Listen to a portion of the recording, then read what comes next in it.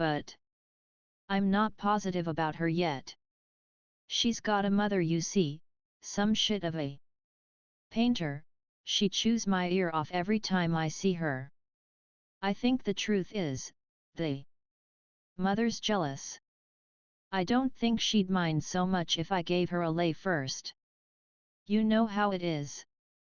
Anyway, I thought maybe you wouldn't mind taking the mother. She's not so bad. If I hadn't seen the daughter I might have considered her myself. The daughter's nice and young, fresh like, you know what I mean. There's a clean smell to her. Listen, Joe, you'd better find somebody else. Ah, don't take it like that. I know how you feel about it. It's only a little favor I'm asking you to do for me. I don't know how to get rid of the old hen.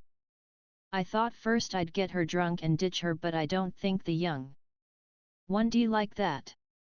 They're sentimental like. They come from Minnesota or somewhere. Anyway, come around tomorrow and wake me up, will you? Otherwise I'll oversleep. And besides, I want you to help me find a room. You know I'm helpless. Find me a room in a quiet street, somewhere near here. I've got to stay around here. I've got credit here. Listen, promise me. You'll do that for me. I'll buy you a meal now and then. Come around. Anyway, because I go nuts talking to these foolish cunts. I want to talk to you about Havelock Ellis. Jesus, I've had the book out for 3 weeks now and I haven't looked at it. You sort of rot here. Would you believe it? I've never been to the Louvre nor the Comédie Française. Is it worth going to those joints? Still, it sort of takes your mind off things, I suppose. What do you do with yourself all day? Don't you get bored? What do you do for a lay? Listen, come here. Don't run away yet. I'm lonely. Do you know something? If this keeps up another year I'll go nuts. I've got to get out of this fucking country. There's nothing for me here. I know it's lousy now, in America, but just the same. You go queer over here, all these cheap shits sitting on their ass all day bragging about their work and none of them is worth a stinking damn. They're all failures, that's why they come over here. Listen, Joe, don't you ever get homesick? You're a funny guy. You seem to like it over here. What do you see in it? I wish you'd tell me. I wish to Christ I could stop thinking about myself. I'm all twisted up inside. It's like a knot in there. Listen, I know I'm boring the shit out of you, but I've got to talk to someone. I can't talk to those guys upstairs, you know. The Comédie Française or Théâtre Français is one of the few state theatres in France. It is the only state theatre to have its own troupe of actors. What those bastards are like, they all take a byline. And Carl, the little prick, he's so goddamn selfish. I'm an egotist, but I'm not selfish. There's a difference. I'm a neurotic, I guess. I can't stop thinking about myself. It isn't that I think myself so important. I simply can't think about anything else, that's all. If I could fall in love with a woman that might help some. But I can't find a woman who interests me. I'm in a mess, you can see that, can't you? What do you advise me to do? What would you do in my place? Listen. I don't want to hold you back any longer, but wake me up tomorrow at 1:30, will you? I'll give you something extra if you'll shine my shoes. And listen, if you've got an extra shirt, a clean one, bring it along, will you? Shit, I'm grinding my balls off on that job, and it doesn't even give me a clean shirt. They've got us over here like a bunch of niggers. Ah, well, shit. I'm going to take a walk. Wash the dirt out of my belly. Don't forget. Tomorrow. For 6 months or more it's been going on, this correspondence with the rich cunt, Irene. Recently I've been reporting to Carl every day in order to bring the affair to a head, because as far as Irene is concerned this thing could go on indefinitely. In the last few days there's been a perfect avalanche of letters exchanged. The last letter we dispatched was almost 40 pages long, and written in 3 languages. It was a potpourri, the last letter tag ends of old novels, slices from the Sunday supplement, reconstructed versions of old letters to Liana and Tanya, garbled transliterations of Rabelais and Petronius. In short, we exhausted ourselves. Finally Irene decides to come out of her shell. Finally a letter arrives giving a rendezvous at her hotel. Carl is pissing in his pants. It's one thing to write letters to a woman you don't know, it's another thing entirely to call on her and make love to her. At the last moment he's quaking so that I almost fear I'll have to substitute for him. When we get out of the taxi in front of her hotel he's trembling so much that I have to walk him around the block first. He's already had 2 Pernots, but they haven't made the slightest impression on him. The sight of the hotel itself is enough to crush him. It's a pretentious place with one of those huge empty lobbies in which English women sit for hours with a blank look. In order to make sure that he wouldn't run away I stood by while the porter telephoned to announce him.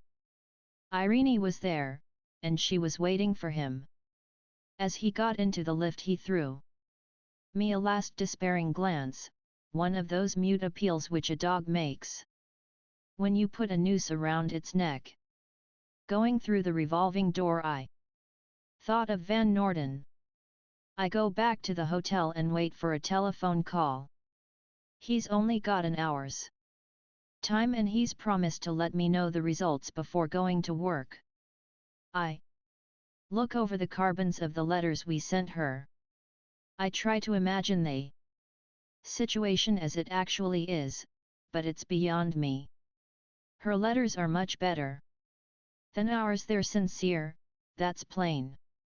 By now they've sized each other up. I wonder if he's still pissing in his pants. The telephone rings. His voice sounds queer, squeaky, as though he were frightened and jubilant at the same time. He asks me to substitute for him at the office. Tell the bastard anything. Tell him I'm dying. Listen, Carl, can you tell me? Hello. Are you Henry Miller? It's a woman's voice. It's Irene.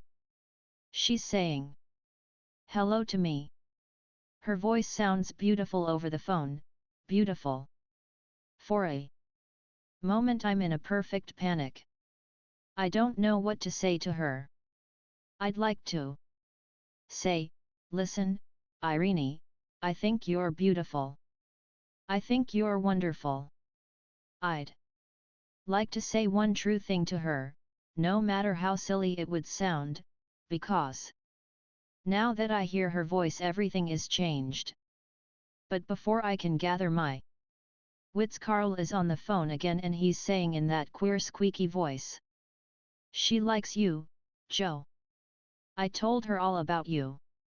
At the office I have to hold copy for Van Norden.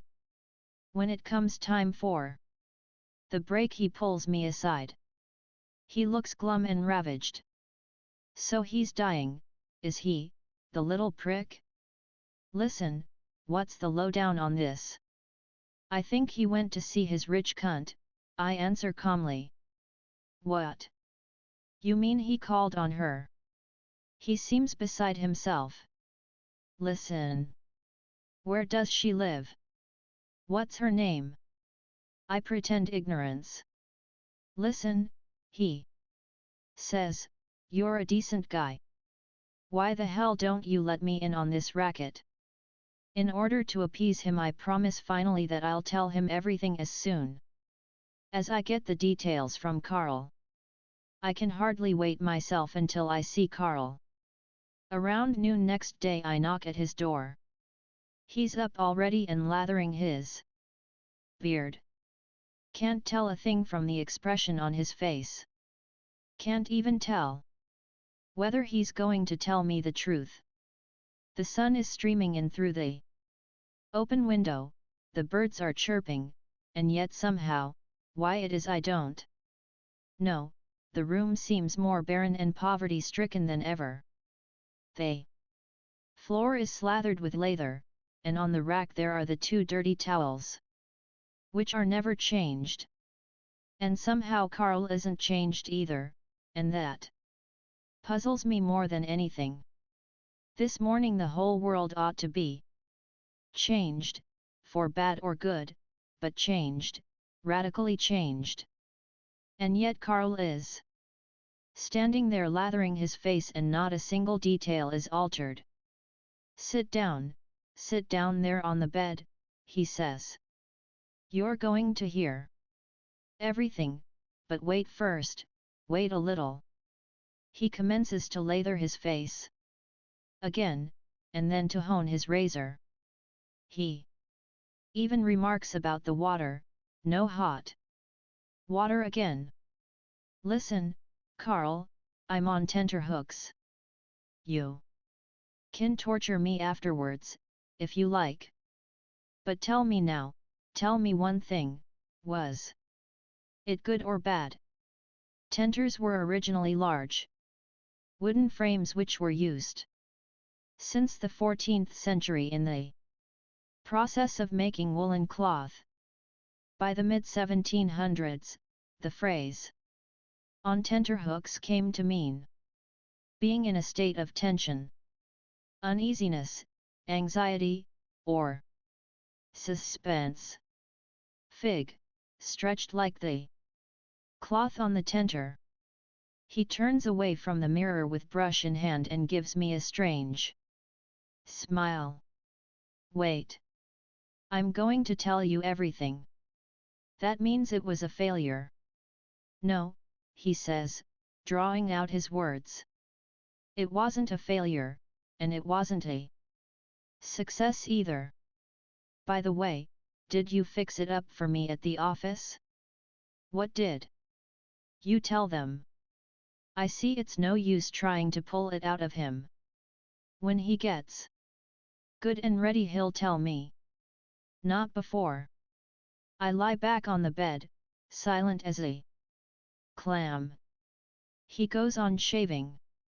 Suddenly, apropos of nothing at all, he begins to talk disconnectedly at first, and then more and more clearly, emphatically, resolutely. It's a struggle to get it out, but he seems determined to relate everything. He acts as if he were getting something off his conscience. He even reminds me of the look he gave me as he was going up the elevator shaft. He dwells on that lingeringly, as though to imply that everything were contained in that last moment, as though, if he had to the power to alter things, he would never have put foot outside the elevator. She was in her dressing sack when he called. There was a bucket of champagne on the dresser. The room was rather dark and her voice was lovely. He gives me all the details about the room, the champagne, how the garçon opened it, the noise it made, the way her dressing sack rustled when she came forward to greet him. He tells me everything but what I want to hear. It was about 8 when he called on her. At 8:30 he was nervous, thinking about the job. It was about 9 when I called you, wasn't it? He says. Yes, about that. I was nervous, see. I know that. Go on. I don't know whether to believe him or not, especially after those letters we concocted. I don't even know whether I've heard him accurately, because what he's telling me sounds utterly fantastic. And yet it sounds true too, knowing the sort of guy he is. And then I remember his voice over the telephone, that strange mixture of fright and jubilation. But why isn't he more jubilant now? He keeps smiling all the time, smiling like a rosy little bedbug that has had its fill. It was 9 o'clock, he says once again, when I called you up, wasn't it? I nod my head wearily. Yes, it was 9 o'clock. He is certain now that it was 9 o'clock because he remembers having taken out his watch. Anyway, when he looked at his watch again it was 10 o'clock. At 10 o'clock she was lying on the divan with her boobies in her hands. That's the way he gives it to me in driblets. At 11 o'clock it was all settled, they were going to run away, to Borneo. Fuck the husband. She never loved him anyway. She would never have written the first letter if the husband wasn't old and passionless. And then she says to me, but listen, dear, how do you know you won't grow tired of me? At this point I burst out laughing. This sounds preposterous to me, I can't help it. And you said, what did you expect me to say? I said, how could anyone ever grow tired of you? And then he describes to me what happened after that, how he bent down and kissed her breasts, and how, after he had kissed them fervidly, he stuffed them back into her corsage, or whatever it is they call these things. And after that another coupe of champagne. Around midnight the garçon arrives with beer and sandwiches, caviar sandwiches. And all the while, so he says, he has been dying to take a leak. He had one hard on, but it faded out. All the while his bladder is fit to burst. But he imagines, the cute little prick that he is, that the situation calls for delicacy. At 1:30 she's for hiring a carriage and driving through the bois. He has only one thought in his head: how to take a leak. I love you. I adore you, he says. I'll go anywhere you say, Istanbul, Singapore, Honolulu. Only I must go now. It's getting late. He tells me all this in his dirty little room, with the sun pouring in and the birds chirping away like mad. I don't yet know whether she was beautiful or not. He doesn't know himself, the imbecile. He rather thinks she wasn't. The room was dark, and then there was the champagne and his nerves all frazzled.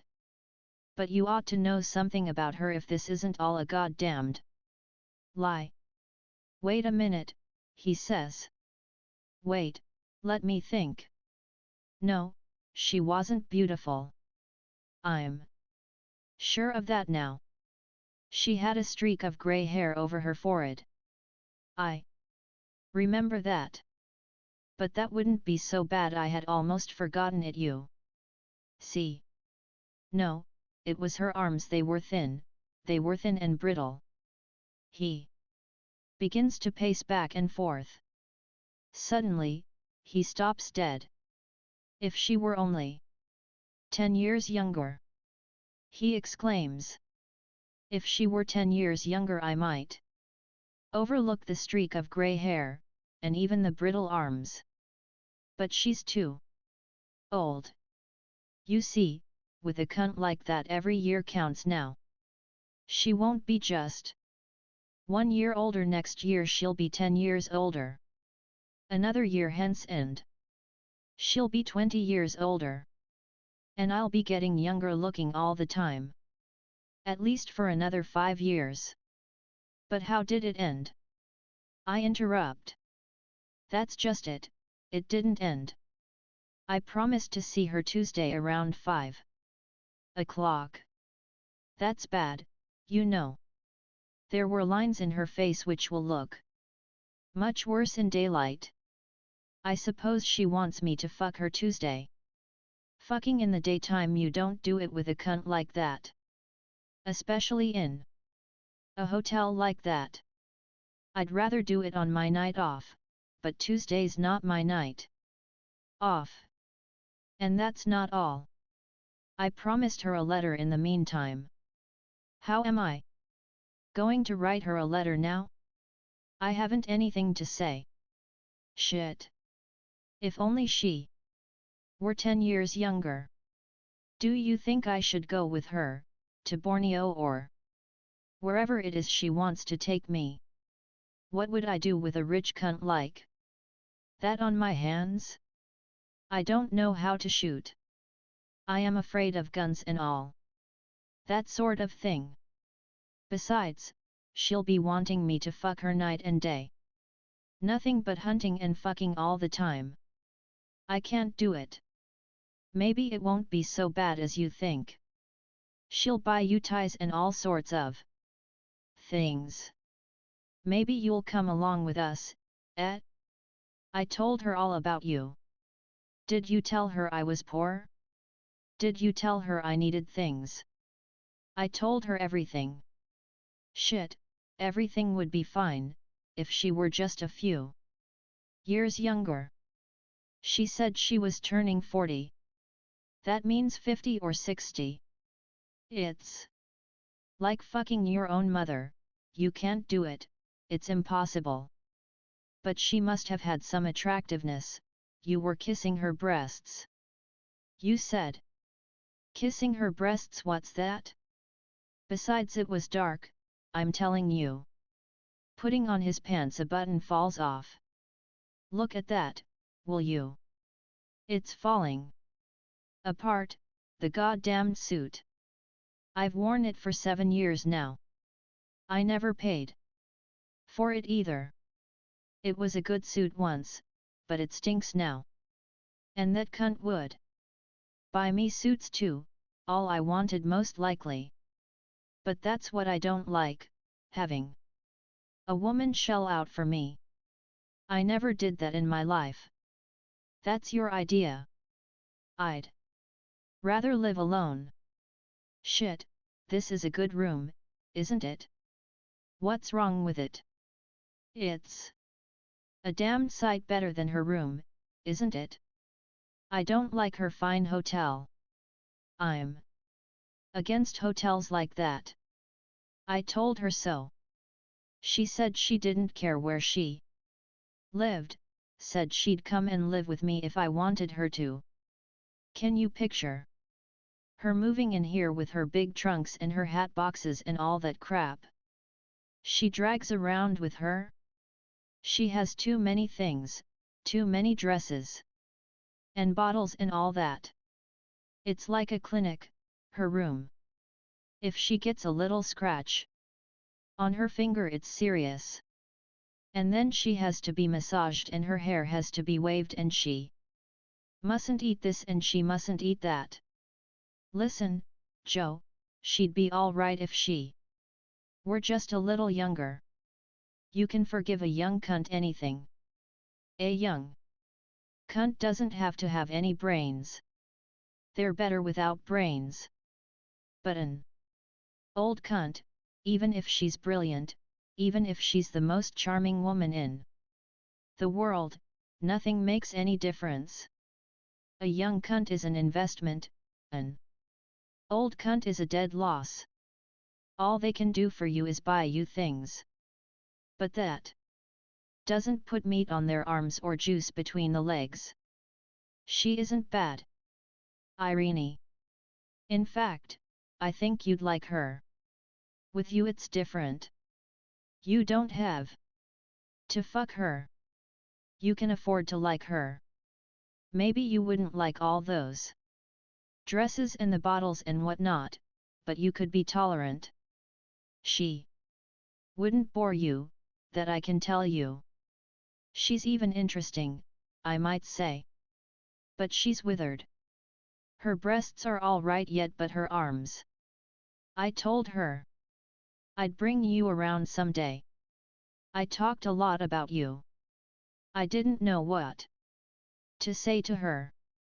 Maybe you'd like her, especially when she's dressed. I don't know. Listen, she's rich, you say? I'll like her. I don't care how old she is, so long as she's not a hag. She's not a hag. What are you talking about? She's charming, I tell you. She talks well. She looks well too, only her arms. All right, if that's how it is, I'll fuck her if you don't want to. Tell her that. Be subtle about it, though. With a woman like that you've got to do things slowly. You bring me around and let things work out for themselves. Praise the shit out of me. Act jealous like shit, maybe we'll fuck her together. And we'll go places and we'll eat together, and we'll drive and hunt and wear nice things. If she wants to go to Borneo, let her take us along. I don't know how to shoot either, but that doesn't matter. She doesn't care about that either. She just wants to be fucked, that's all. You're talking about her arms all the time. You don't have to look at her arms all the time, do you? Look at this bedspread. Look at the mirror. Do you call this living? Do you want to go on being delicate and live like a louse all your life? You can't even pay your hotel bill, and you've got a job too. This is no way to live.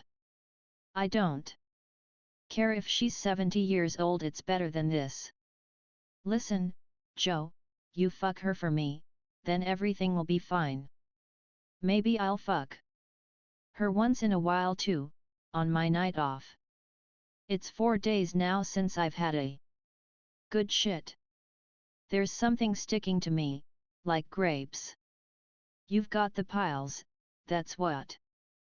My hair's falling out too, and I ought to see the dentist. I feel as though I were falling apart. I told her what a good guy you are. You'll do things for me, eh? You're not too delicate, eh? If we go to Borneo I won't have hemorrhoids anymore. Maybe I'll develop something else, something worse, fever perhaps, or cholera. Shit, it is better to die of a good disease like that than to piss your life away on a newspaper with grapes up your ass and buttons falling off your pants. I'd like to be rich, even if it were only for a week, and then go to a hospital with a good disease, a fatal one, and have flowers in the room and nurses dancing around and telegrams coming. They take good care of you if you're rich. They wash you with cotton batting and they comb your hair for you. Shit, I know all that. Maybe I'd be lucky and not die at all. Maybe I'd be a cripple all my life.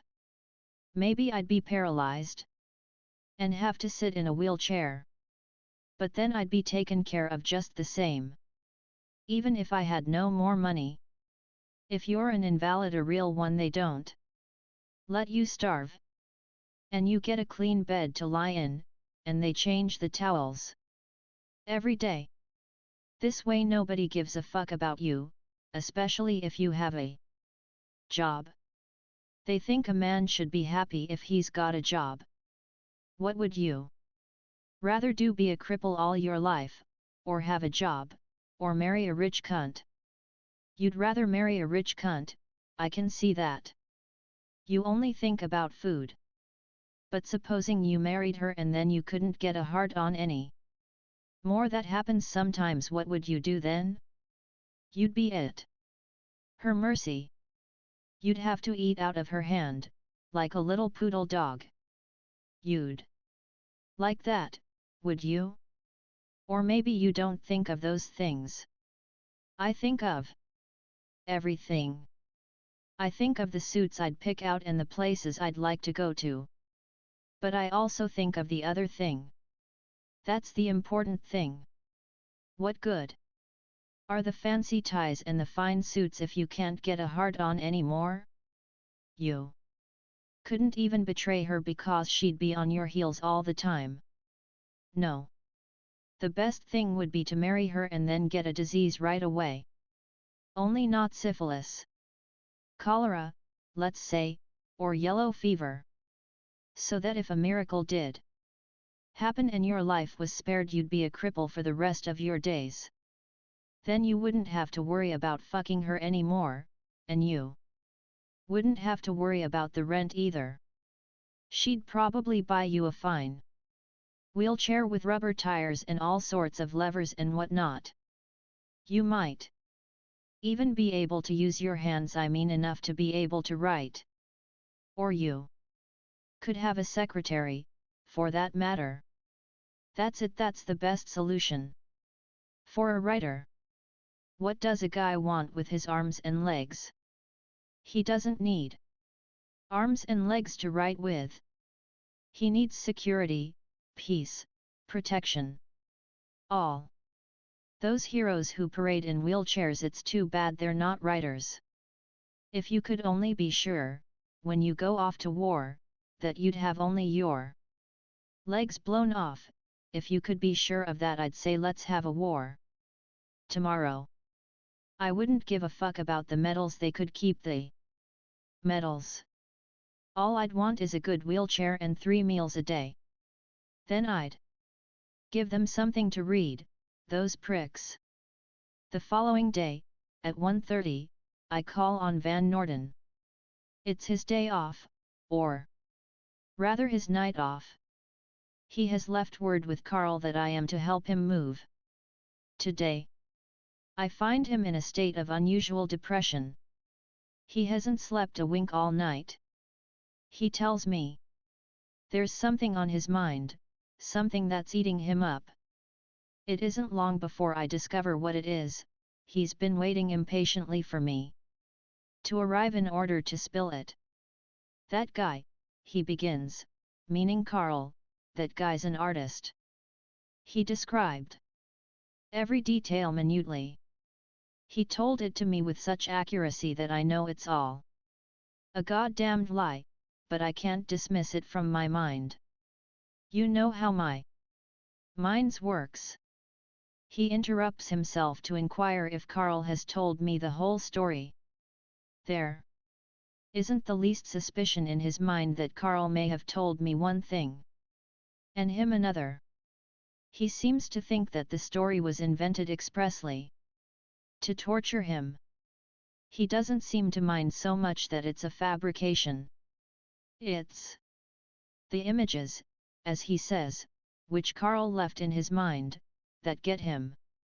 They images are real, even if the whole story is false. And besides, the fact that there actually is a rich cunt on the scene and that Carl actually paid her a visit, that's undeniable. What actually happened is secondary, he takes it for granted that Carl put the boots to her. But what drives him desperate is the thought that what Carl has described to him might have been possible. It's just like that guy, he says, to tell me he put it to her 6 or 7 times. I know that's a lot of shit and I don't mind that so much, but when he tells me that she hired a carriage and drove him out to the bois and that they used the husband's fur coat for a blanket, that's too much. I suppose he told you about the chauffeur waiting respectfully, and listen, did he tell You how the engine purred all the time? Jesus, he built that up wonderfully. It's just like him to think of a detail like that, it's one of those little details. Which makes a thing psychologically real, you can't get it out of your head. Afterwards. And he tells it to me so smoothly, so naturally. I wonder, did he think it up in advance or did it just pop out of his head like that? Spontaneously? He's such a cute little liar you can't walk away from him. It's like he's writing you a letter, one of those flower pots that he makes overnight. I don't understand how a guy can write such letters. I don't get the mentality behind it. It's a form of masturbation, what do you think? But before I have an opportunity to venture an opinion, or even to laugh in his face, Van Norton goes on with his monologue. Listen, I suppose he told you everything, did he tell you how he stood on the balcony in the moonlight and kissed her? That sounds banal when you repeat it, but the way that guy describes it, I can just see the little prick standing there with the woman in his arms and already he's writing another letter to her, another flower pot about the rooftops and all that crap he steals from his French authors. That guy never says a thing that's original, I found that out. You have to get a clue like, find out whom he's been reading lately, and it's hard to do that because he's so damned secretive. Listen, if I didn't know that you went there with him, I wouldn't believe that the woman existed. A guy like that could write letters to himself. And yet, he's lucky, he's so damned tiny, so frail, so romantic looking, that women fall for him now and then, they sort of adopt him, they feel sorry for him, I guess. And some cunts like to receive flower pots, it makes them feel important. But this woman's an intelligent woman, so he says. You ought to know, you've seen her letters. What do you suppose a woman like that saw in him? I can understand her falling for the letters, but how do you suppose she felt when she saw him? But listen, all that's beside the point. What I'm getting at is the way he tells it to me. You know how he embroiders things, well, after that scene on the balcony he gives me that like an hors d'oeuvre, you know after that, so. He says, they went inside and he unbuttoned her pajamas. What are you smiling for? Was he shitting me about that? No, no. You're giving it to me exactly as he told me. Go ahead. After that here Van Norton has to smile himself after that, mind you, he tells me how she sat in the chair with her legs up, not a stitch on, and he's sitting on the floor looking up at her, telling her how beautiful she looks. Did he tell you that she looked like a Matisse? Wait a minute. I'd like to remember exactly what he said. He had some cute little phrase there about an odalisque. What the hell's an odalisque anyway? He said it in French, that's why it's hard to remember the fucking thing. But it sounded good. It sounded just like the sort of thing he might say. And she probably thought it was original with him. I suppose she thinks he's a poet or something. But listen, all this is nothing. I make allowance for his imagination. It's what happened after that that drives me crazy. All night long I've been tossing about, playing with these images he left in my mind. I can't get it out of my head. It sounds so real to me that if it didn't happen, I could strangle the bastard. A guy has no right to invent things like that. Or else he's diseased. What I'm getting at is that moment when, he says, he got down on his knees and with those two skinny fingers of his he spread her cunt open.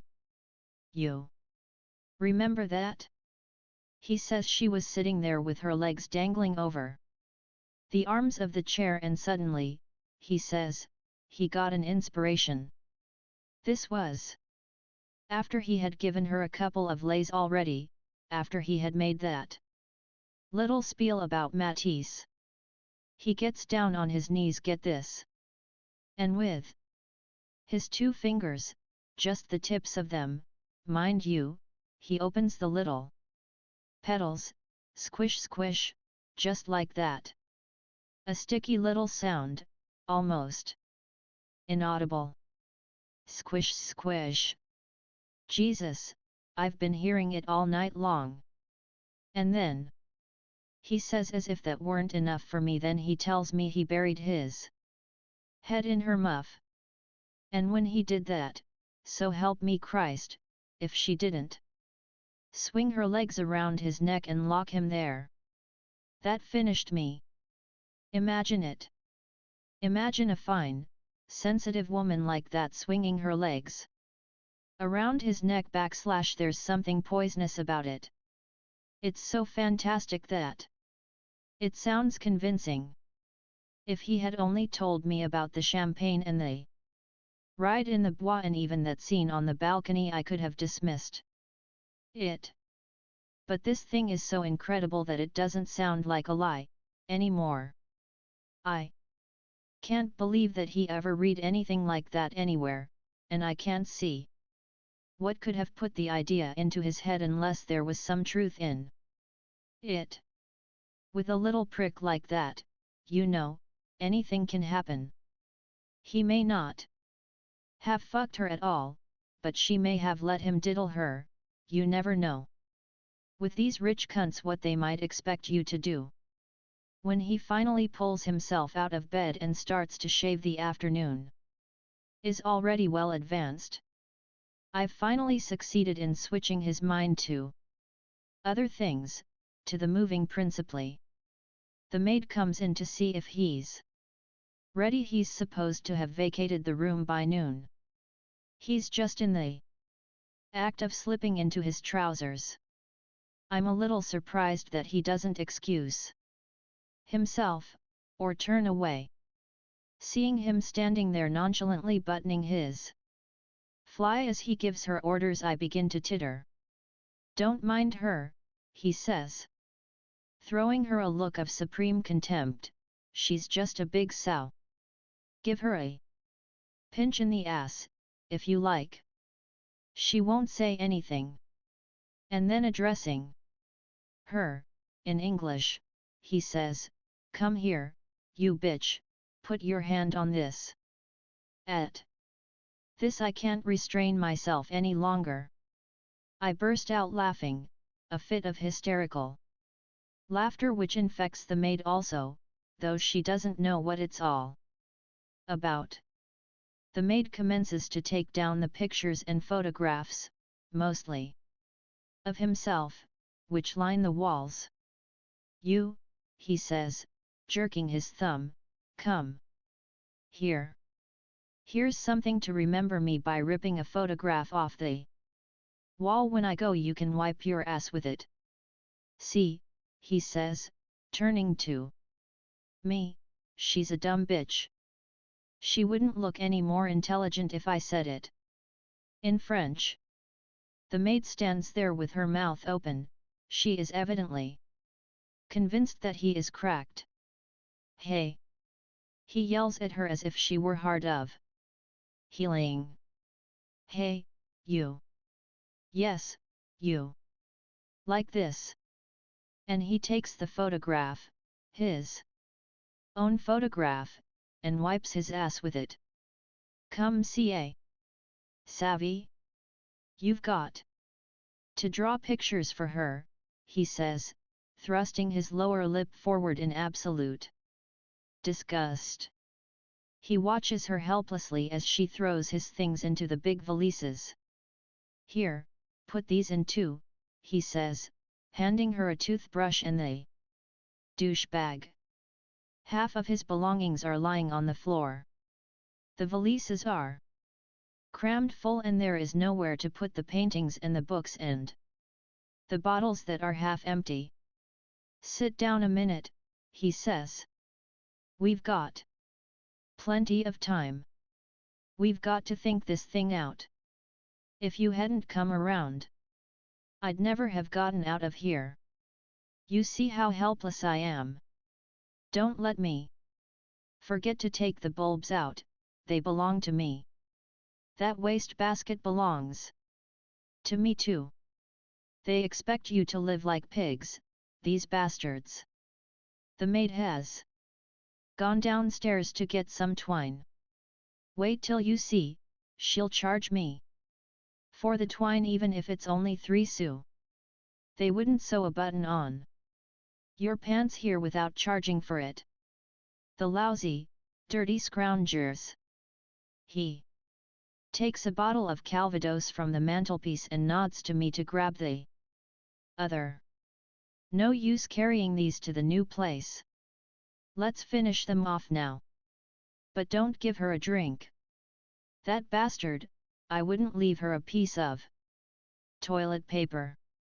I'd like to ruin the joint before I go. Listen, piss on the floor, if you like. I wish I could take a crap in the bureau drawer. He feels so utterly disgusted with himself and everything else that he doesn't know what to do by way of venting his feelings. He walks over to the bed with the bottle in his hand and pulling back the covers he sprinkles Calvados over the mattress. Not content with that, he digs his heel into the mattress. Unfortunately there's no mud on his heels. Finally he takes the sheet and cleans his shoes with it. That'll give them something to do, he mutters vengefully. Then, taking a good swig, he throws his head back and gargles his throat, and after he's gargled it good and proper he spits it out on the mirror. There, you cheap bastards. Wipe that off when I go. He walks back and forth mumbling to himself. Seeing his torn socks lying on the floor he picks them up and tears them to bits. The paintings enrage him too. He picks one up, a portrait of himself done by some lesbian he knew, and he puts his foot through it. That bitch. You know what she had the nerve to ask me? She asked me to turn over my cunts to her after I was through with them. She never gave me a sou for writing her up. She thought I honestly admired her work. I wouldn't have gotten that painting out of her if I hadn't promised to fix her up with that cunt from Minnesota. She was nuts about her, used to follow us around like a dog in heat. We couldn't get rid of the bitch. She bothered the life out of me. I got so that I was almost afraid to bring a cunt up here for fear that she'd bust in on me. I used to creep up here like a burglar and lock the door behind me as soon as I got inside. She and that Georgia cunt, they drive me nuts. The one is always in heat and the other is always hungry. I hate fucking a woman who's hungry. It's like you push a feed inside her and then you push it out again. Jesus, that reminds me of something. Where did I put that blue ointment? That's important. Did you ever have those things? It's worse than having a dose. And I don't know where I got them from either. I've had so many women up here in the last week or so I've lost track of them. Funny too. Because they all smelled so fresh. But you know how it is. The maid has piled his things up on the sidewalk. The patron looks on with a surly air. When everything has been loaded into the taxi there is only room for one of us inside. As soon as we commence to roll, Van Norden gets out a newspaper and starts bundling up his pots and pans. In the new place all cooking is strictly forbidden. By the time we reach our destination all his luggage has come undone. It wouldn't be quite so embarrassing if the madam had not stuck her head out of the doorway just as we rolled up. "My God!" she exclaims, "what in the devil is all this? What does it mean?" Van Norden is so intimidated that he can think of nothing more to say than, say moi, madam." And turning to me he mumbles savagely, "That cluck! Did you notice her face? She's going to make it hard for me." The hotel lies back of a dingy passage and forms a rectangle very much on the order of a modern penitentiary. The bureau is large and gloomy, despite the brilliant reflections from the tile walls. There are bird cages hanging in the windows and little enamel signs everywhere begging the guests in an obsolete language not to do this and not to forget that. It is almost immaculately clean but absolutely poverty-stricken, threadbare. Woe begone! The upholstered chairs are held together with wired thongs. They remind one unpleasantly of the electric chair. The room he is going to occupy is on the 5th floor. As we climb the stairs Van Norden informs me that Maupassant once lived here. And in the same breath he remarks that there is a peculiar odor in the hall. On the 5th floor a few window panes are missing. We stand a moment gazing at the tenants across the court. It is getting toward dinner time and people are straggling back to their rooms. With that weary, dejected air which comes from earning a living honestly. Most of the windows are wide open. The dingy rooms have the appearance of so many yawning mouths. The occupants of the rooms are yawning too, or else scratching themselves. They move about listlessly and apparently without much purpose. They might just as well be lunatics. As we turn down the corridor towards room 57, a door suddenly opens in front of us and an old hag with matted hair and the eyes of a maniac peers out. She startles us so that we stand transfixed. For a full minute the three of us stand there powerless to move or even to make an intelligent gesture. Back of the old hag I can see a kitchen table and on it lies a baby all undressed, a puny little brat no bigger than a plucked chicken. Finally the old one picks up a slop pail by her side and makes a move forward. We stand aside to let her pass and as the door closes behind her the baby lets out a piercing scream. It is room number 56, and between 56 and 57 is the toilet where the old hag is emptying her slops. Ever since we have mounted the stairs Van Norden has kept silence. But his looks are eloquent. When he opens the door of 57 I have for a fleeting moment the sensation of going mad.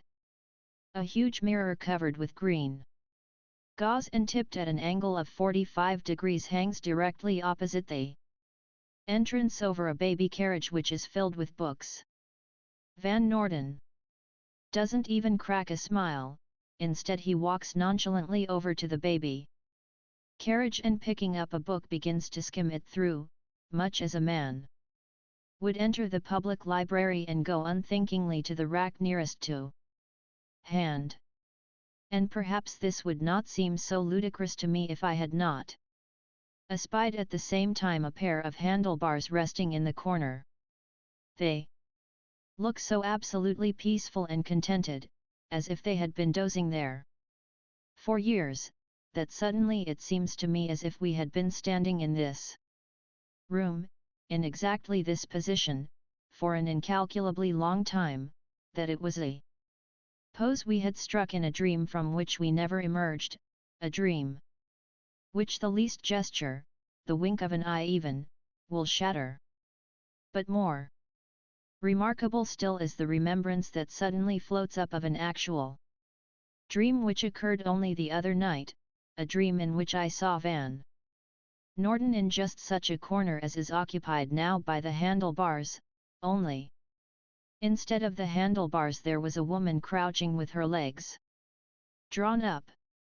I see him standing over the woman with that alert, eager look in his eye, which comes when he wants something badly. The street in which this is going on is blurred, only the angle made by two walls is clear, and the cowering figure of the woman. I can see him going at her in that quick animal way of his, reckless of what's going on about him, determined only to have his way. And a look in his eye as though to say, you can kill me afterwards, but just let me get it in.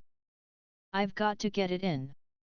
And there he is, bent over her, their heads knocking against the wall.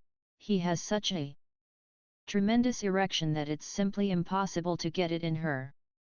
Suddenly, with that disgusted air which he knows so well how to summon, he picks himself up and adjusts his clothes.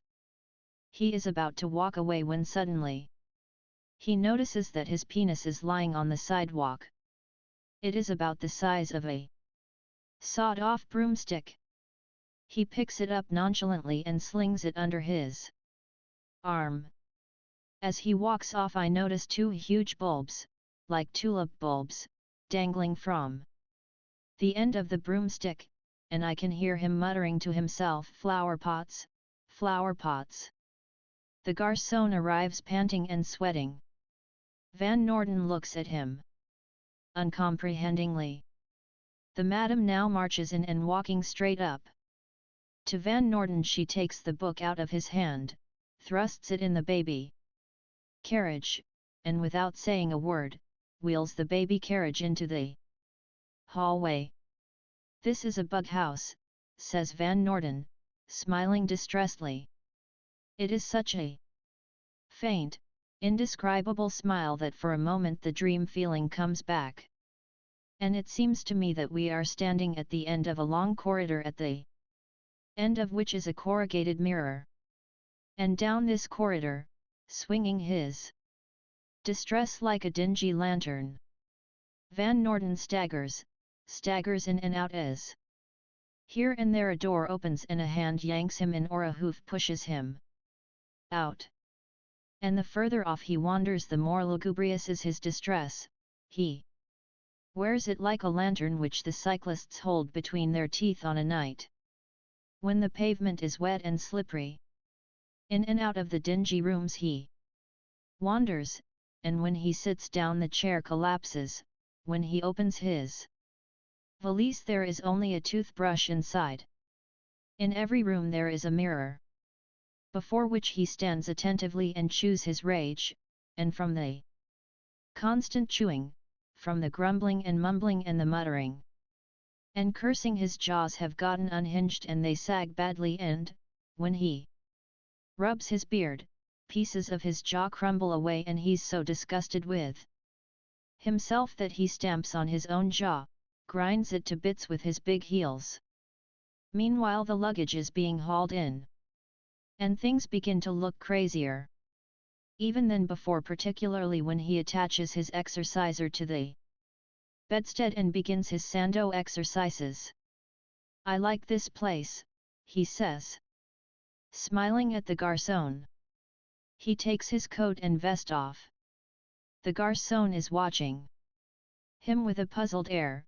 He has a valise in one hand and the douche bag in the other. I'm standing apart in the ante-chamber holding the mirror with the green gauze. Not a single object seems to possess a practical use. The ante-chamber itself seems useless, a sort of vestibule to a barn. It is exactly the same sort of sensation which I get when I enter the Comédie Française or the Palais Royal Theatre. It is a world of bric-a-brac, of trapdoors, of arms and busts and waxed floors, of candelabras and men in armor, of statues without eyes and love letters lying in glass cases. Something is going on, but it makes no sense. It's like finishing the half-empty bottle of Calvados. Because there's no room in the valise. Climbing up the stairs, as I said a moment ago, he had mentioned the fact that Maupassant used to live here. The coincidence seems to have made an impression upon him. He would like to believe that it was in this very room that Maupassant gave birth to some of those gruesome tales on which his reputation rests. They lived like pigs, those poor bastards, he says. We are sitting at the round table in a pair of comfortable old armchairs that have been trussed up with thongs and braces. The bed is right beside us, so close indeed that we can put our feet on it. The armoire stands in a corner behind us, also conveniently within reach. Van Norden has emptied his dirty wash. On the table, we sit here with our feet buried in his dirty socks and shirts, and smoke contentedly. The sordidness of the place seems to have worked a spell on him. He is content here. When I get up to switch on the light, he suggests that we play a game of cards before going out to eat. And so we sit there by the window, with the dirty wash strewn over the floor and the Sando exerciser hanging from the chandelier, and we play a few rounds of two-handed pinochle. Van Norden has put away his pipe and packed a wad of snuff on the underside of his lower lip.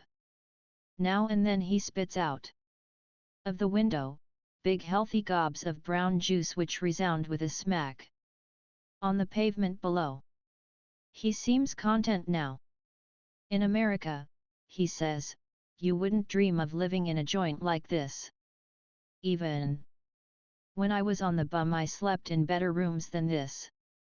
But here it seems natural. It's like the books you read. If I ever go back there I'll forget all about this life, just like you forget a bad dream. I'll probably take up the old life again just where I left off, if I ever get back. Sometimes I lie in bed, dreaming about the past, and it's so vivid to me that I have to shake myself in order to realize where I am. Especially when I have a woman beside me. A woman can set me off better than anything. That's all I want of them, to forget myself. Sometimes I get so lost in my reveries that I can't remember the name of the cunt or where I picked her up. That's funny, eh? It's good to have a fresh warm body beside you when you wake up in the morning. It gives you a clean feeling. You get spiritual like, until they start pulling that mushy crap about love etc. Why do all these cunts talk about love so much? Can you tell me that? A good lay isn't enough for them apparently.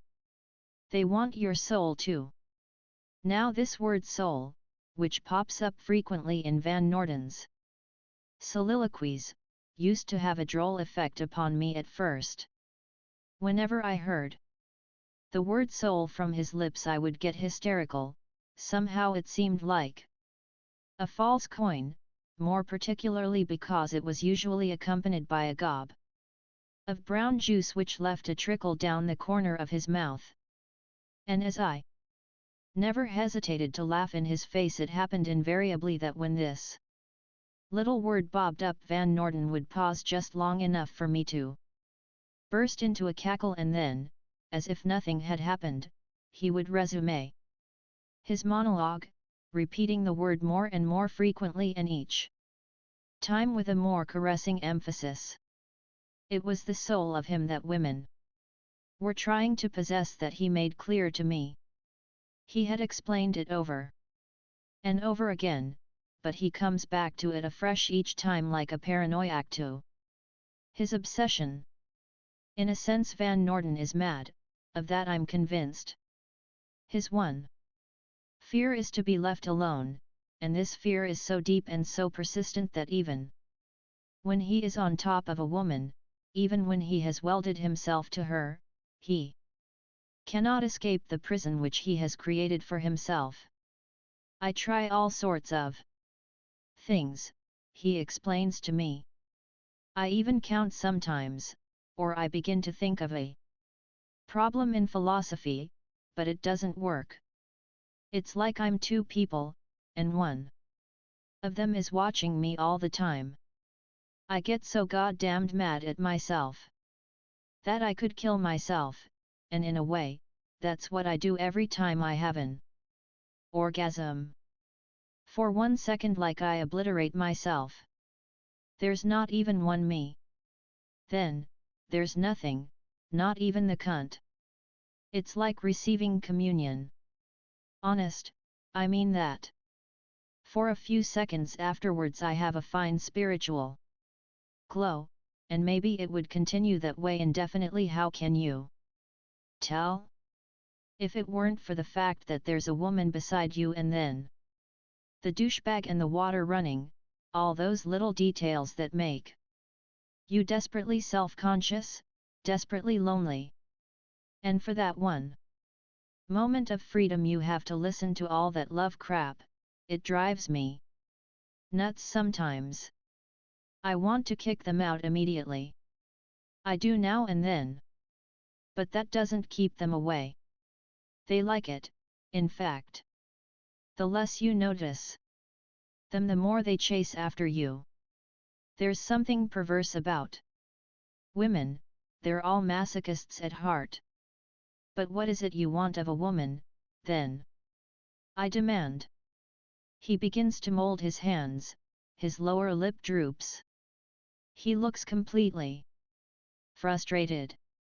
When eventually he succeeds in stammering out a few broken phrases, it's with the conviction that behind his words lies an overwhelming futility. I want to be able to surrender myself to a woman, he blurts out. I want her to take me out of myself. But to do that, she's got to be better than I am. She's got to have a mind, not just a cunt. She's got to make me believe that I need her, that I can't live without her. Find me a cunt like that. Will you? If you could do that, I'd give you my job. I wouldn't care then what happened to me. I wouldn't need a job or friends or books or anything. If she could only make me believe that there was something more important on earth than myself. Jesus, I hate myself. But I hate these bastardly cunts even more because they're none of them any good. You think I like myself, he continues. That shows how little you know about me. I know I'm a great guy. I wouldn't have these problems if there weren't something to me. But what eats me up is that I can't express myself. People think I'm a cunt chaser. That's how shallow they are, these high brows who sit on the terrace all day chewing the psychologic cud. That's not so bad, psychologic cud? Write it down for me. I'll use it in my column next week. By the way, did you ever read Stekel? Is he any good? It looks like nothing but case histories to me. I wish to Christ I could get up enough nerve to visit an analyst, a good one, I mean. I don't want to see these little shysters with goatees and frock coats, like your friend Boris. How do you manage to tolerate those guys? Don't they bore you stiff? You talk to anybody, I notice. You don't give a goddamn. Maybe you're right. I wish I weren't so damned critical. But these dirty little Jews who hang around the dome, Jesus, they give me the creeps. They sound just like textbooks. If I could talk to you every day, maybe I could get things off my chest. You're a good listener. I know you don't give a damn about me, but you're patient. And you don't have any theories to exploit. I suppose you put it all down afterwards in that notebook of yours. Listen, I don't mind what you say about me, but don't make me out to be a cunt chaser, it's too simple. Someday I'll write a book about myself, about my thoughts. I don't mean just a piece of introspective analysis. I mean that I'll lay myself down on the operating table and I'll expose my whole guts, every goddamned thing. Has anybody ever done that before? What the hell are you smiling at? Does it sound naive? I'm smiling because whenever we touch on the subject of this book, which he is going to write someday, things assume an incongruous 131 aspect. He has only to say my book and immediately the world shrinks to the private dimensions of Van Norden and Co. The book must be absolutely original.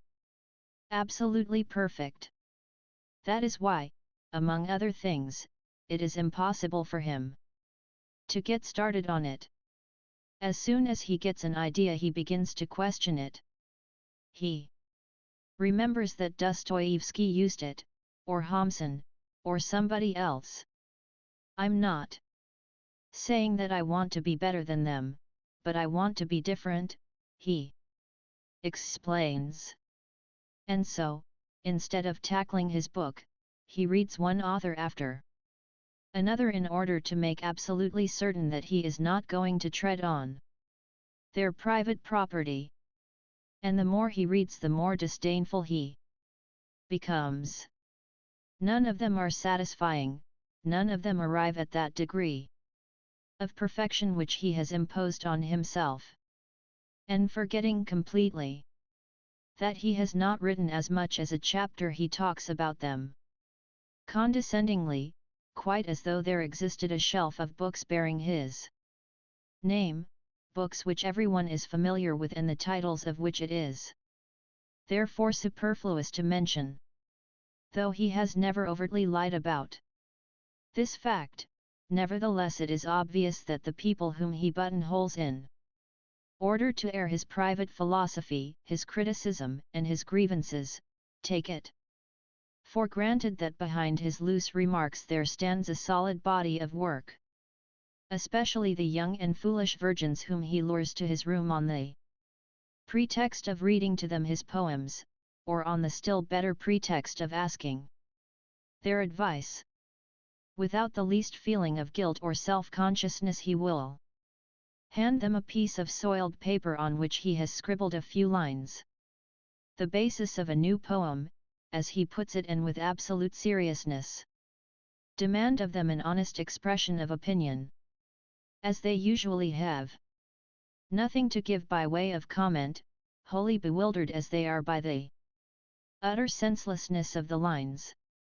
Van Norden seizes the occasion to expound to them his view of art, a view, needless to say, which is spontaneously created to suit the event. So expert has he become in this role that the transition from Ezra Pound's cantos to the bed is made as simply and naturally as a modulation from one key to another. In fact, if it were not made, there would be a discord, which is what happens now and then when he makes a mistake as regards those nitwits whom he refers to as push-overs. Naturally, constituted as he is, it is with reluctance that he refers to these fatal errors of judgment. But when he does bring himself to confess to an error of this kind, it is with absolute frankness. In fact, he seems to derive a perverse pleasure in dwelling upon his inaptitude. There is one woman, for example, whom he has been trying to make for almost 10 years. Now first in America, and finally here in Paris. It is the only person of the opposite sex with whom he has a cordial, friendly relationship. They seem not only to like each other, but to understand each other. At first it seemed to me that if he could really make this creature his problem might be solved. All the elements for a successful union were there except the fundamental one. Bessie was almost as unusual in her way as himself. She had as little concern about giving herself to a man as she has about the dessert which follows the meal. Usually she singled out the object of her choice and made the proposition herself. She was not bad-looking, nor could one say that she was good-looking either. She had a fine body, that was the chief thing, and she liked it, as they say. They were so chummy, these two, that sometimes, in order to gratify her curiosity, and also in the vain hope of inspiring her by his prowess, Van Norton would arrange to hide her in his closet during one of his séances. After it was over, Bessie would emerge from her hiding place and they would discuss the matter casually, that is to say, with an almost total indifference to everything except technique. Technique was one of her favorite terms, at least in those discussions which I was privileged to enjoy. "What's wrong with my technique?" he would say. And Bessie would answer, "You're too crude. If you ever expect to make me, you've got to become more subtle." There was such a perfect understanding between them, as I say, that often, when I called for Van Norton at 1:30, I would find Bessie sitting on the bed, the covers thrown back, and Van Norton inviting her to stroke his penis. "Just a few silken strokes," he would say, "so as I'll have the courage to get up." Or else he would urge her to blow on it, or failing that, he would grab hold of himself and shake it like a dinner bell, the two of them laughing fit to die. "I'll never make this bitch," he would say. "She has no respect for me. That's what I get for taking her into my confidence." And then abruptly he might add, "What do you make of that blonde I showed you yesterday?" Talking to Bessie, of course. And Bessie would jeer at him, telling him he had no taste. "Ah, don't give me that line," he would say. And then playfully, perhaps for the 1000th time, because by now it had become a standing joke between them, "Listen, Bessie, what about a quick lay? Just one little lay, no?" And when this had passed off in the usual manner, he would add, in the same tone, "Well, what about him? Why don't you give him a lay?" The whole point about Bessie was that she couldn't, or just wouldn't, regard herself as a lay. She talked about passion, as if it were a brand new word. She was passionate about things, even a little thing like a lay. She had to put her soul into it. "I get passionate too sometimes," Van Norton would say. "Oh, you," says Bessie. "You're just a worn-out satyr. You don't know the meaning of passion. When you get an erection you think you're passionate. All right, maybe it's not passion, but you can't get passionate without having an erection, that's true, isn't it?" All this about Bessie, and the other women whom he drags to this room day in and out, occupies my thoughts as we walk to the restaurant. I have adjusted myself so well to his monologues that without interrupting my own reveries I make whatever comment is required automatically, the moment I hear his voice die out. It is a duet, and like most duets moreover, in that one listens attentively only for the signal which announces the advent of one's own voice. As it is his night off, and as I have promised to keep him company, I have already dulled myself to his queries.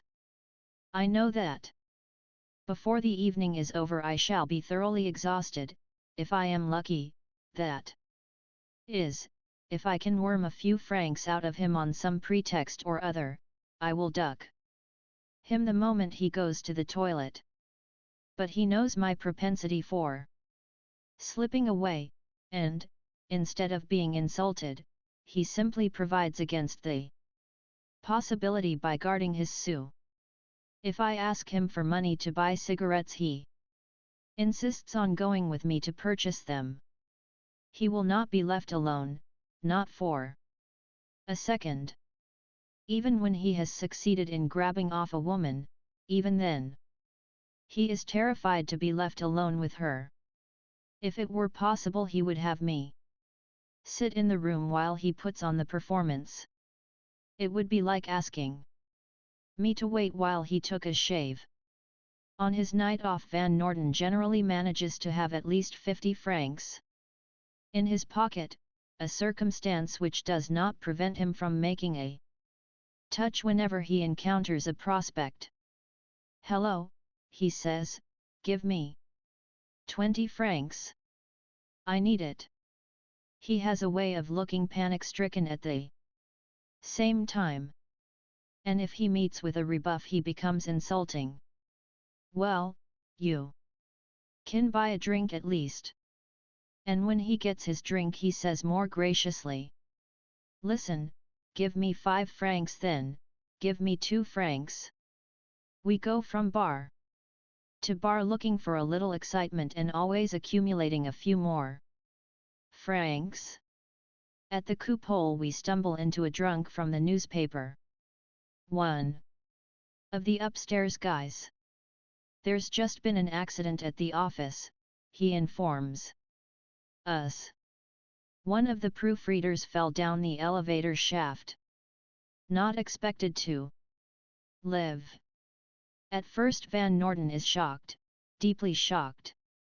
But when he learns that it was Peckover, the Englishman, he looks relieved. "The poor bastard," he says, "he's better off dead than alive. He just got his false teeth the other day too." The allusion to the false teeth moves the man upstairs to tears. He relates, in a slobbery way, a little incident connected with the accident. He is upset about it, more upset about this little incident than about the catastrophe itself. It seems that Peckover, when he hit the bottom of the shaft, regained consciousness before anyone could reach him. Despite the fact that his legs were broken and his ribs busted, he had managed to rise to all fours and grope about for his false teeth. In the ambulance he was crying out in his delirium for the teeth he had lost. The incident was pathetic and ludicrous. At the same time, the guy from upstairs hardly knew whether to laugh or to weep as he related it. It was a delicate moment because with a drunk like that, one false move and he'd crash a bottle over your skull. He had never been particularly friendly with Peckover. As a matter of fact, he had scarcely ever set foot in the proofreading department. There was an invisible wall between the guys upstairs and the guys down below. But now, since he had felt the touch of death, he wanted to display his comradeship. He wanted to weep, if possible, to show that he was a regular guy. And Joe and I, who knew Peckover well and who knew also that he wasn't worth a good goddamn, even a few tears, we felt annoyed with this drunken sentimentality. We wanted to tell him so too, but with a guy like that you can't afford to be honest. You have to buy a wreath and go to the funeral and pretend that you're miserable. And you have to congratulate him too, for the delicate obituary he's written. He'll be carrying his delicate little obituary around with him for months, praising the shit out of himself for the way he handled the situation. We felt all that, Joe and I, without saying a word to each other. We just stood there and listened with a murderous, silent contempt. And as soon as we could break away we did so, we left him there at the bar blubbering to himself over his Pernod. Once out of his sight we began to laugh hysterically. The false teeth. No matter what we said about the poor devil, and we said some good things about him too, we always came back to the false teeth. There are people in this world who cut such a grotesque figure that even death renders them ridiculous. And the more horrible the death, the more ridiculous they seem. It's no use trying to invest the end with a little dignity. You have to be a liar and a hypocrite to discover anything tragic in their going. And since we didn't have to put on a false front, we could laugh about the incident to our heart's content. We laughed all night about it, and in between times, we vented our scorn and disgust for the guys upstairs, the fatheads who were trying to persuade themselves, no doubt, that Peckover was a fine fellow, and that his death was a catastrophe. All sorts of funny recollections came to our minds, the semicolons that he overlooked and for which they bawled the piss out of him. They made his life miserable with their rucking little semicolons and the fractions which he always got wrong. They were even going to fire him once because he came to work with a boozy breath. They despised him because he always looked so miserable and because he had eczema and dandruff. He was just a nobody, as far as they were concerned, but, now that he was dead, they would all chip in lustily and buy him a huge wreath, and they'd put his name in big type in the obituary column. Anything to throw a little reflection on themselves. They'd make him out to be a big shit if they could. But unfortunately, with Peckover, there was little they could invent about him.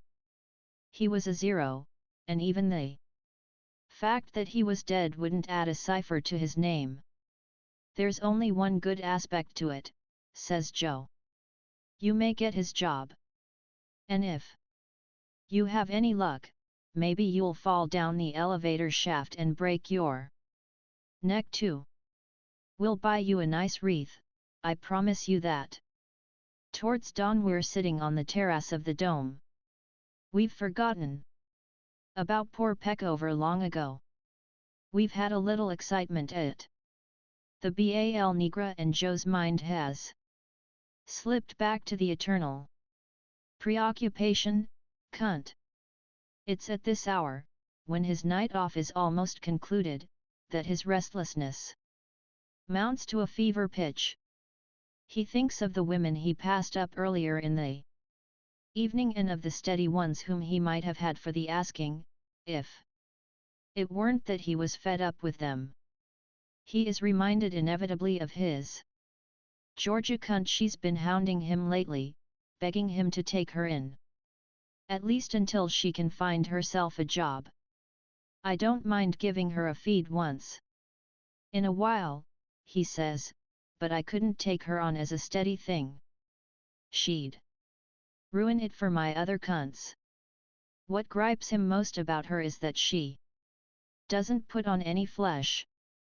It's like taking a skeleton to bed with you, he says. The other night I took her on out of pity, and what do you think the crazy bitch had done to herself? She had shaved it clean, not a speck of hair on it. Did you ever have a woman who shaved her twat? It's repulsive, ain't it? And it's funny, too. Sort of mad like. It doesn't look like a twat anymore, it's like a dead clam or something. He describes to me how, his curiosity aroused, he got out of bed and searched for his flashlight. I made her hold it open and I trained the flashlight on it. You should have seen me, it was comical. I got so worked up about it that I forgot all about her. I never in my life looked at a cunt so seriously. You'd imagine I'd never seen one before. And the more I looked at it, the less interesting it became. It only goes to show that there's nothing to it after all, especially when it's shaved. It's the hair that makes it mysterious. That's why a statue leaves you cold. Only once I saw real cunt on a statue that was by Rodin. You ought to see it sometime. She has her legs spread wide apart. I don't think there was any head on it. Just a cunt, you might say. Jesus, it looked ghastly. Thing is this, they all look alike. When you look at them with their clothes on, you imagine all sorts of things, you give them an individuality which they haven't got, of course. There's just a crack there between the legs and you get all steamed up about it. You don't even look at it half the time. You know it's there and all you think about is getting your ramrod inside. It's as though your penis did the thinking for you. It's an illusion. You get all burned up about nothing, about a crack with hair on it, or without hair. It's so absolutely meaningless that it fascinated me to look at it. I must have studied it for 10 minutes or more. When you look at it that way, sort of detached you get funny notions in your head. All that mystery about sex, and then you discover that it's nothing, just a blank. Wouldn't it be funny if you found a harmonica inside, or a calendar? But there's nothing there. Nothing at all. It's disgusting. It almost drove me mad. Listen, do you know what I did afterwards? I gave her a quick lay and then I turned my back on her. Yeah, I picked up a book and I read. You can get something out of a book, even a bad book, but a cunt, it's just a sheer loss of time. It just so happened that as he was concluding his speech, a whore gave us the eye. Without the slightest transition, he says to me abruptly, "Would you like to give her a tumble? It won't cost much, she'll take the two of us on."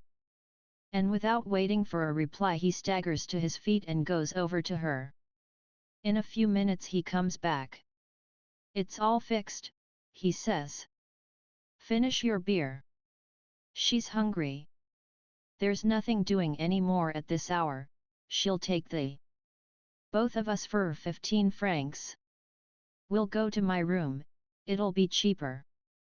On the way to the hotel, the girl is shivering so that we have to stop and buy her a coffee. She's a rather gentle sort of creature and not at all bad to look at. She evidently knows Van Norden, knows there's nothing to expect from him but the 15 francs. "You haven't got any dough," he says, mumbling to me under his breath. As I haven't a centime in my pocket, I don't quite see the point of this, until he bursts out, "For Christ's sake, remember that we're broke. Don't get tender-hearted when we get upstairs. She's going to ask you for a little extra. I know this cunt. I could get her for 10 francs, if I wanted to. There's no use spoiling them. Ilest Mechant, Celui-la, 132, she says to me, gathering the drift of his remarks in her dull way. "Non, ilnest pas méchant, ilest très gentil." She shakes her head laughingly. "Jele connais bien, ce type." And then she commences a hard luck story, about the hospital and the back rent and the baby in the country. But she doesn't overdo it. She knows that our ears are stopped, but the misery is there inside her, like a stone, and there's no room for any other thoughts.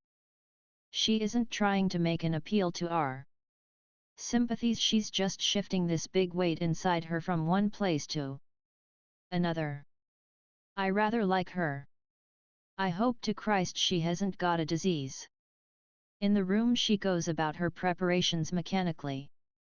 There isn't a crust of bread about by any chance?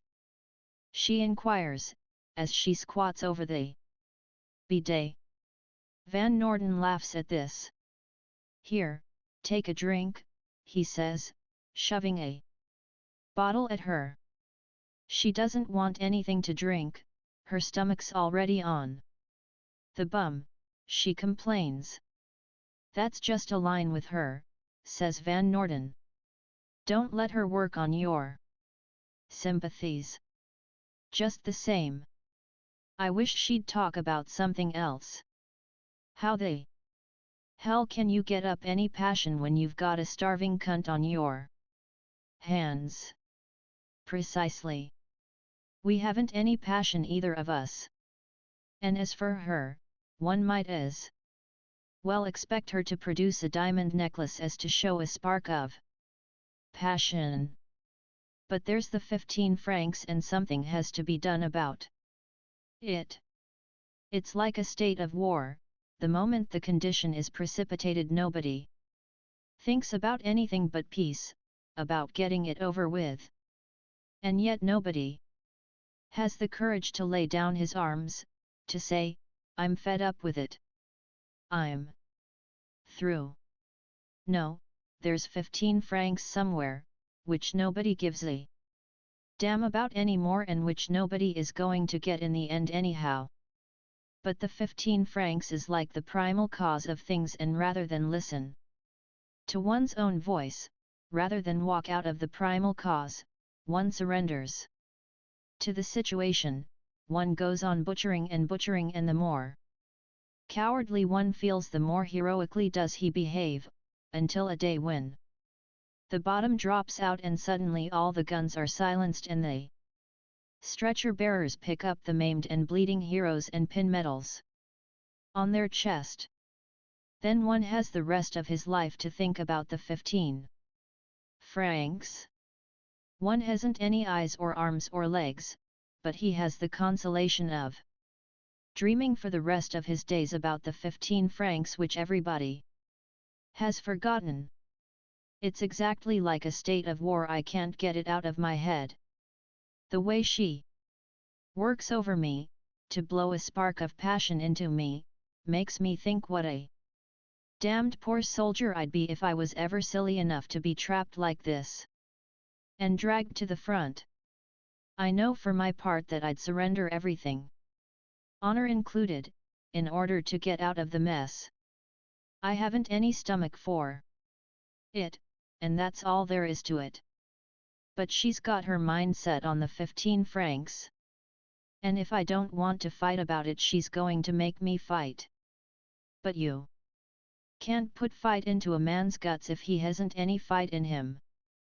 There are some of us so cowardly that you can't even make heroes of us, not even if you frighten us to death.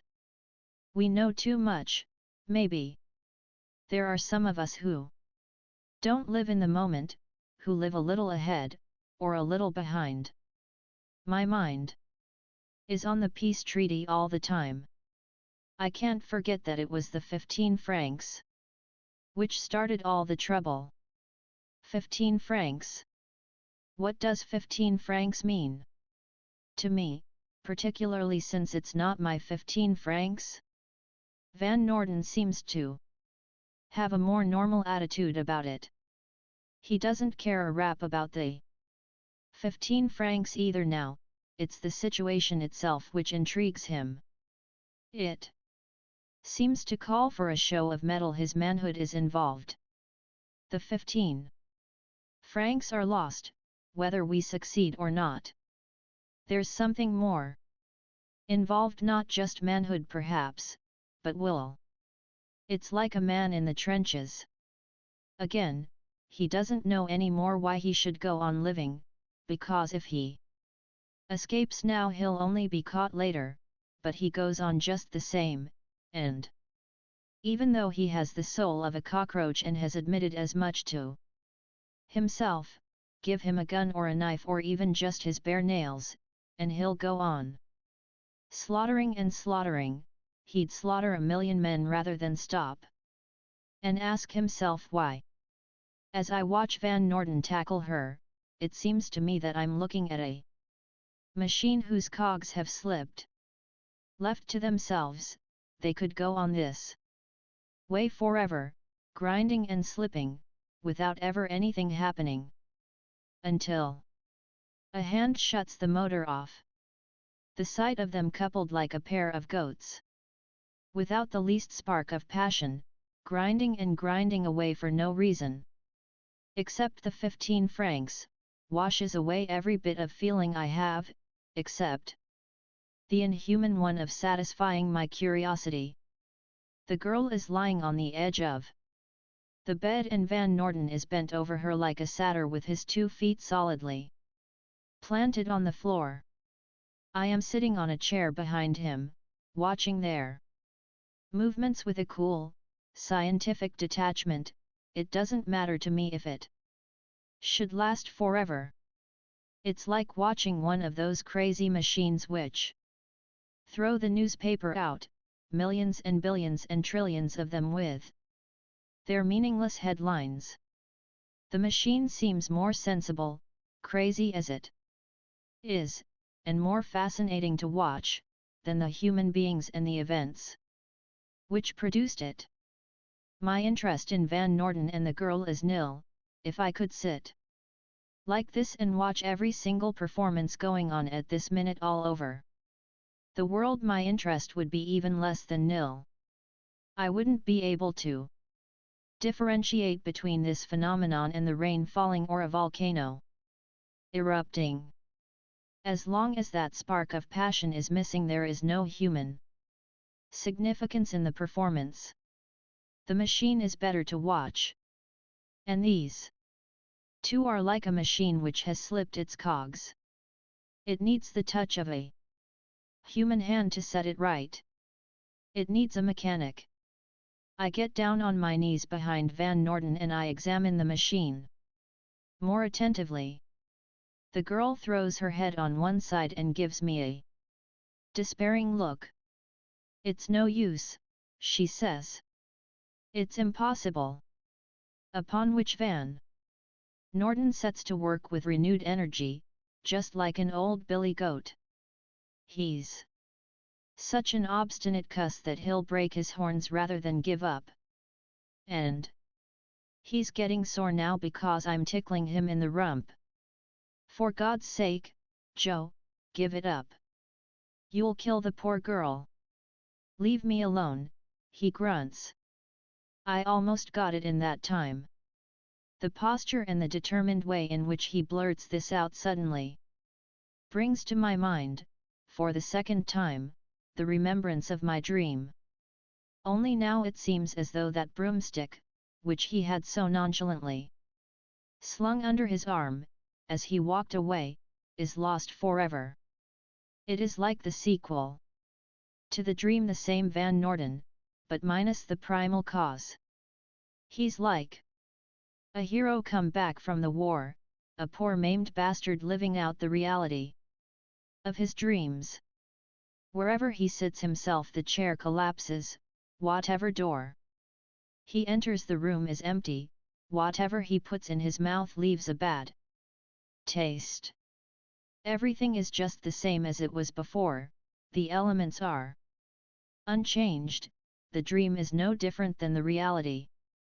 Only, between the time he went to sleep and the time he woke up, his body was stolen. He's like a machine throwing out newspapers, millions and billions of them every day, and the front page is loaded with catastrophes, with riots, murders, explosions, collisions, but he doesn't feel anything. If somebody doesn't turn the switch off, he'll never know what it means to die. You can't die if your own proper body has been stolen. You can get over a cunt and work away like a billy goat until eternity. You can go to the trenches and be blown to bits. Nothing will create that spark of passion if there isn't the intervention of a human hand. Somebody has to put his hand into the machine and let it be wrenched off if the cogs are to mesh again. Somebody has to do this without hope of reward, without concern over the 15 francs, somebody whose chest is so thin that a medal would make him hunchbacked. And somebody has to throw a feed into a starving cunt, without fear of pushing it out again. Otherwise this show'll go on forever. There's no way out of the mess. After sucking the boss's ass for a whole week, it's the thing to do here. I managed to land Peckover's job. He died all right, the poor devil, a few hours after he hit the bottom of the shaft.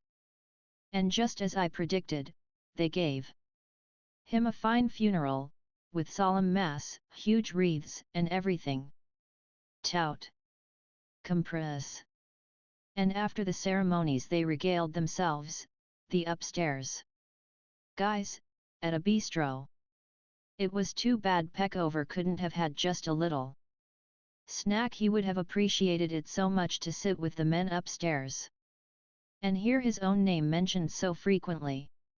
I must say, right at the start, that I haven't a thing to complain about.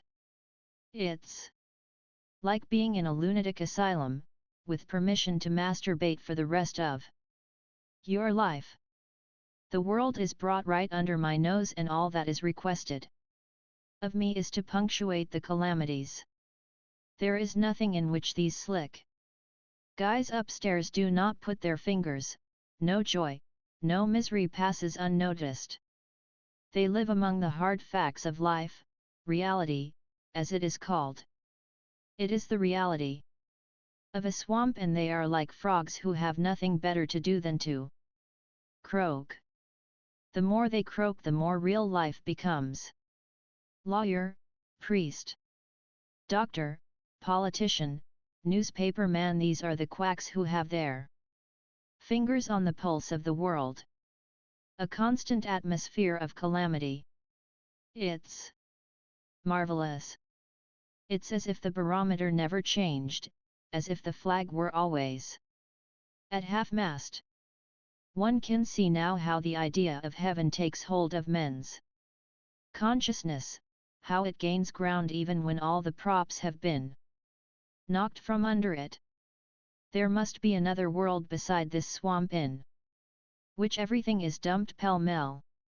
It's hard to imagine what it can be like, this heaven that men dream about.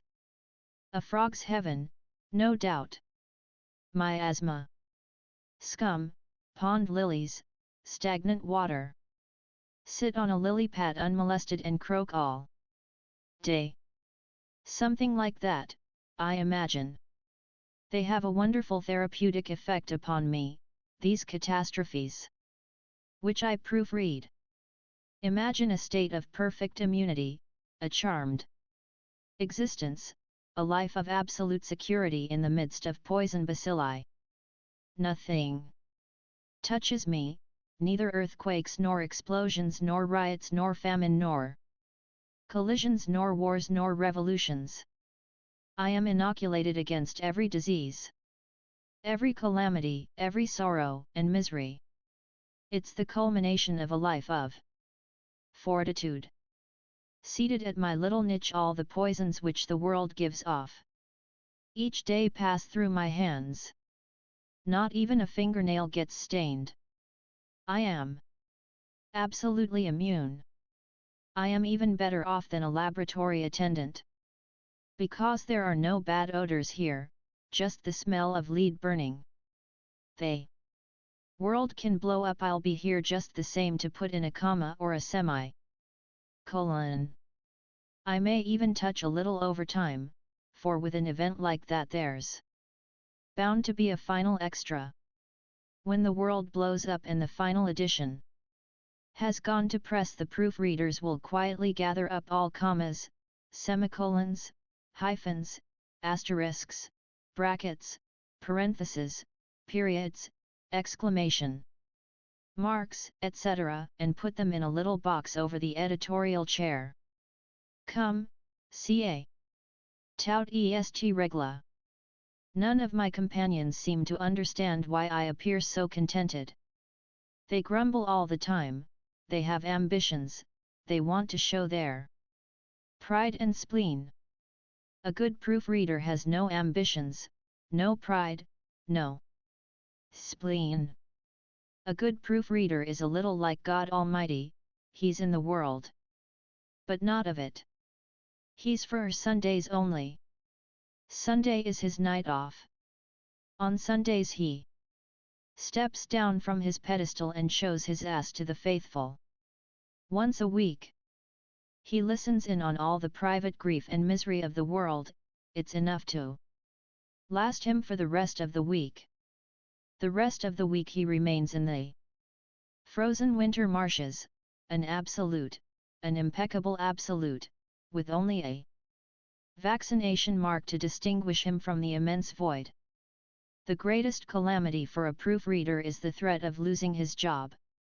When we get together in the break, the question that sends a shiver down our spines is, what'll you do if you lose your job? For the man in the paddock, whose duty it is to sweep up the manure, the supreme terror is the possibility of a world without horses.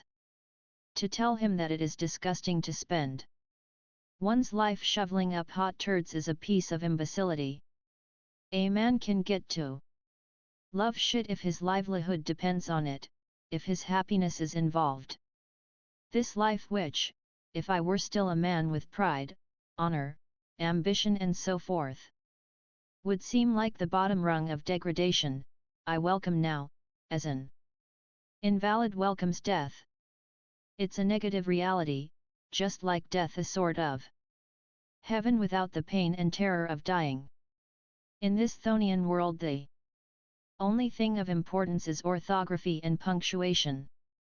It doesn't matter what the nature of the calamity is, only whether it is spelled right. Everything is on one level, whether it be the latest fashion for evening gowns, a new battleship, a plague, a high explosive, an astronomic discovery, a bank run, a railroad wreck, a bull market, 100-to-1 shot, an execution, a stick-up, an assassination, or what. Nothing escapes the proofreader's eye, but nothing penetrates his bullet-proof vest.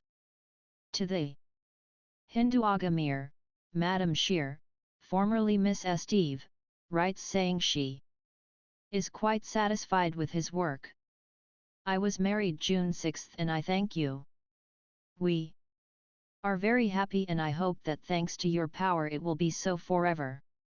I am sending you by telegraph money order the sum of, to reward you. The Hindu Agamir foretells your future and reads all your thoughts in a precise and inexplicable way. He will advise you, will help you rid yourself of all your worries and troubles of all kinds, etc. Call or write 20 Avenue Mac Mahone, Paris. He reads all your thoughts in a marvelous way. I take it, that means without exception, from the most trivial thoughts to the most shameless. He must have a lot of time on his hands, this Agamir. Or does he only concentrate on the thoughts of those who send money by telegraph money order? In the same edition I notice a headline announcing that the universe is expanding so fast it may burst, and underneath it is the photograph of a splitting headache. And then there is a spiel about the pearl, signed Tekla. The oyster produces both, he informs all and sundry. Both the wild or oriental pearl, and the cultured pearl. On the same day, at the Cathedral of Trier, the Germans are exhibiting the coat of Christ. It's the first time it's been taken out of the mothballs in 42 years. Nothing said about the pants and vest. In Salzburg, also the same day, 2 mice were born in a man's stomach. Believe it or not, a famous movie actress is shown with her legs crossed. She is taking a rest in Hyde Park, and underneath a well-known painter. Remarks, I'll admit that Mrs. Coolidge has such charm and personality that she would have been one of the 12 famous Americans, even had her husband not been president. From an interview with Mr. Humhel, of Vienna, I glean the following. Before I stop, said Mr. Humhel, I'd like to say that faultless cut and fit does not suffice, the proof of good tailoring is seen in the wearing. A suit must bend to the body, yet keep its line when the wearer is walking or sitting. And whenever there is an explosion in a coal mine, a British coal mine, notice please that the King and Queen always send their condolences promptly, by telegraph. And they always attend the important races, though the other day, according to the copy, it was at the Derby, I believe, heavy rains began to fall, much to the surprise of the King and Queen. More heartrending, however, is an item like this. It is claimed in Italy that the persecutions are not against the Church, but nevertheless they are conducted against the most exquisite parts of the Church. It is claimed that they are not against the Pope, but they are against the very heart and eyes of the Pope. I had to travel precisely all around the world to find just such a comfortable, agreeable niche as this. It seems incredible almost. How could I have foreseen, in America, with all those firecrackers they put up your ass to give you pep and courage, that the ideal position for a man of my temperament was to look for orthographic mistakes? Over there you think of nothing but becoming President of the United States someday. Potentially every man is presidential timber. Here it's different. Here every man is potentially a zero. If you become something or somebody, it is an accident, a miracle. The chances are 1,000 to 1 that you will never leave your native village.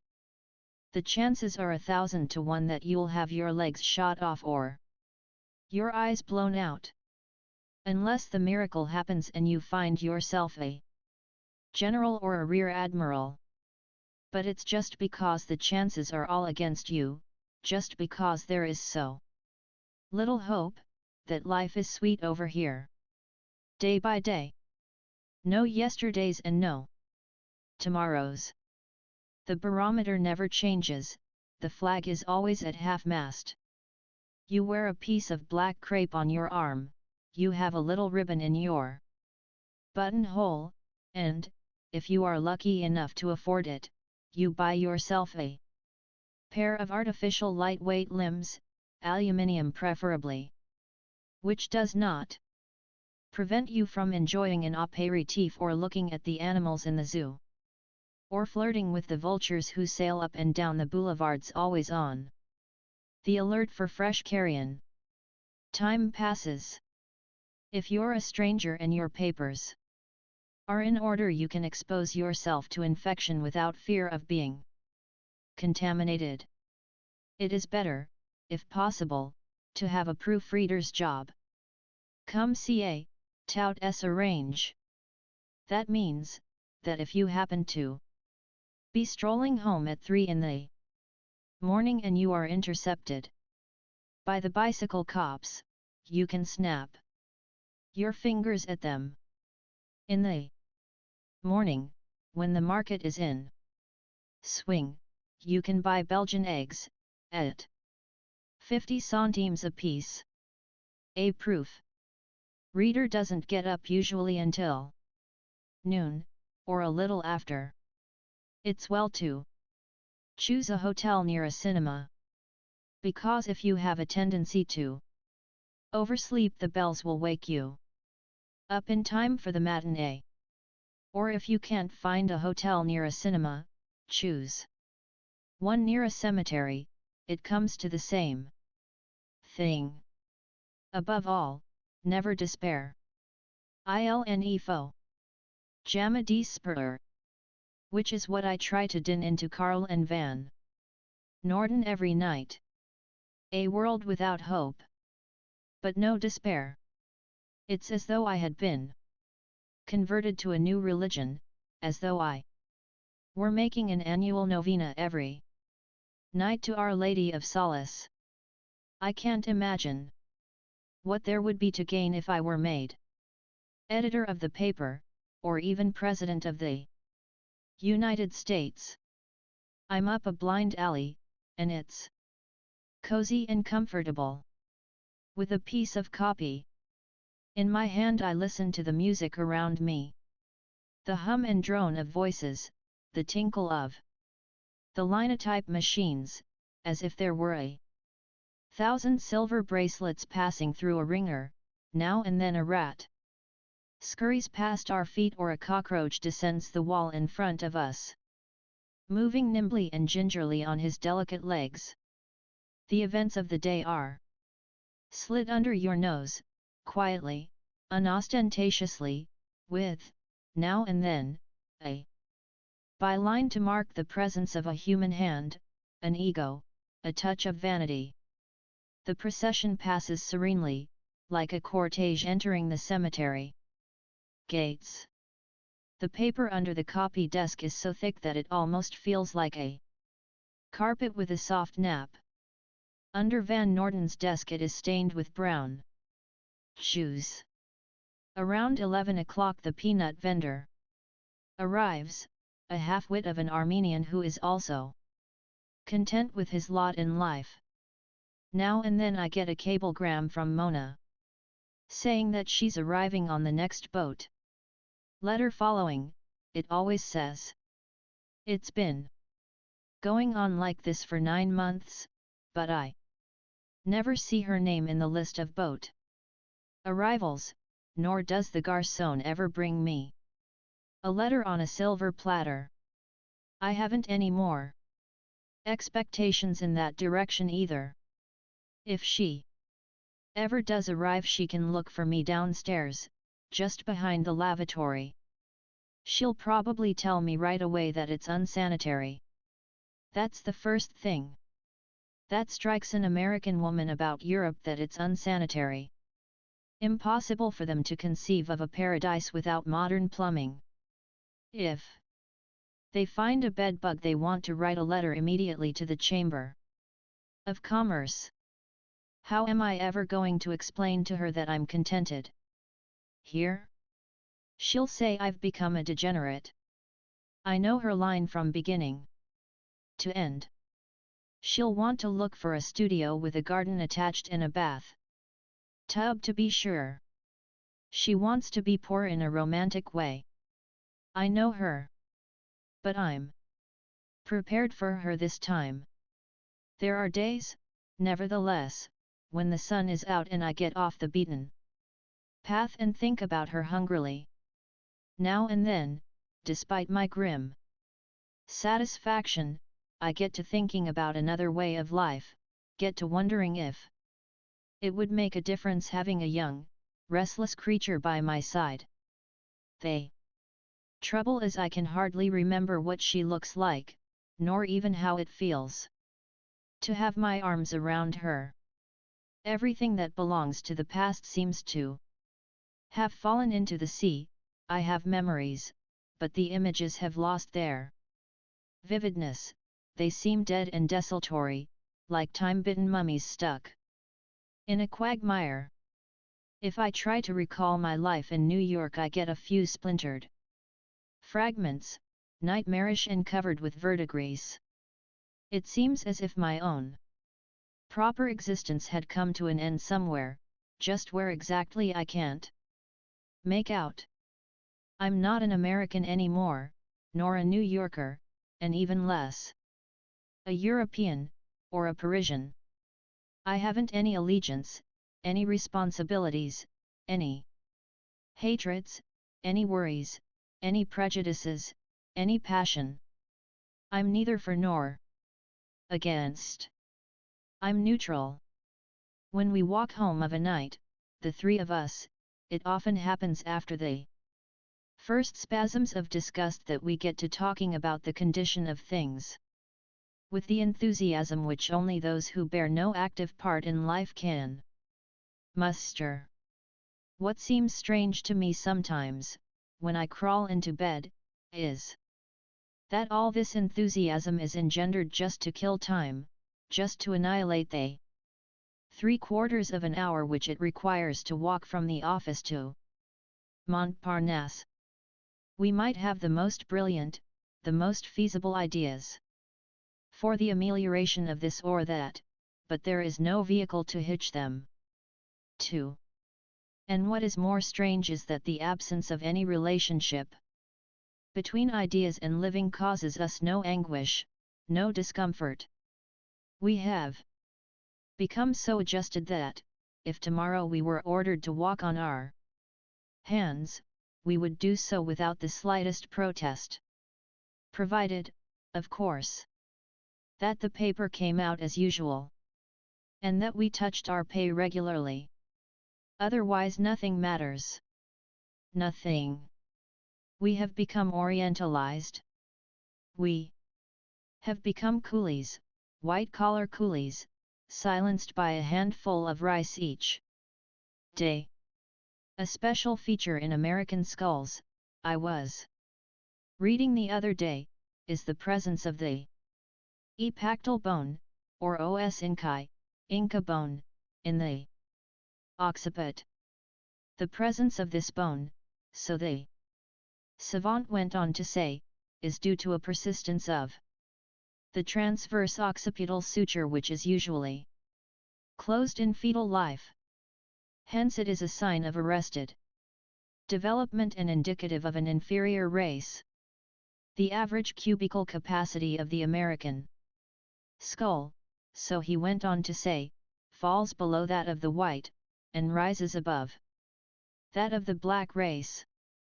Taking both sexes, the Parisians of today have a cranial capacity of cubic centimeters, the Negroes 1.344 centimeters. The American Indians, from all of which I deduce nothing because I am an American and not an Indian. But it's cute to explain things that way. By a bone, an os incae, for example. It doesn't disturb his theory at all to admit that single examples of Indian skulls have yielded the extraordinary capacity of 1.920 cubic centimeters, a cranial capacity not exceeded in any other race. What I note with satisfaction is that the Parisians, of both sexes, seem to have a normal cranial capacity. The transverse occipital suture is evidently not so persistent with them. They know how to enjoy an apéritif. And they don't worry if the houses are unpainted. There's nothing extraordinary about their skulls, so far as cranial indices go. There must be some other explanation for the art of living which they have brought to such a degree of perfection.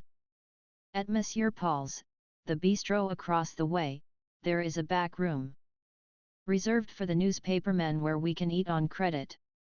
It is a pleasant little room with sawdust on the floor and flies in season and out.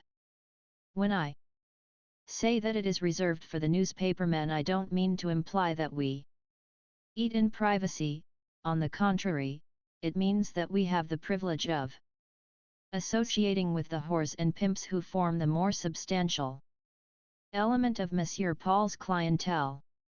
The arrangement suits the guys upstairs to a T, because they're always on the lookout for tail, and even those who have a steady little French girl are not averse to making a switch now and then.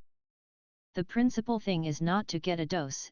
At times it would seem as if an epidemic had swept the office, or perhaps it might be explained by the fact that they all sleep with the same woman.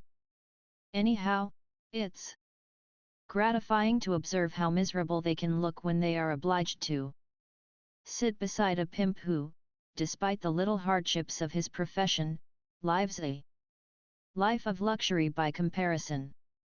I'm thinking particularly now of one tall, blonde fellow who delivers the Havas messages by bicycle. He is always a little late for his meal, always perspiring profusely and his face covered with grime. He has a fine, awkward way of strolling in, saluting everybody with two fingers and making a beeline for the sink which is just between the toilet and the kitchen. As he wipes his face he gives the edibles a quick inspection. If he sees a nice steak lying on the slab he picks it up and sniffs it, or he will dip the ladle into the big pot and try a mouthful of soup. He's like a fine bloodhound, his nose to the ground all the time. The preliminaries over, having made pippy and blown his nose vigorously, he walks nonchalantly over to his wench and gives her a big, smacking kiss, together with an affectionate pat on the rump. Her, the wench, I've never seen look anything but immaculate even at 3 a.m., after an evening's work. She looks exactly as if she had just stepped out of a Turkish bath.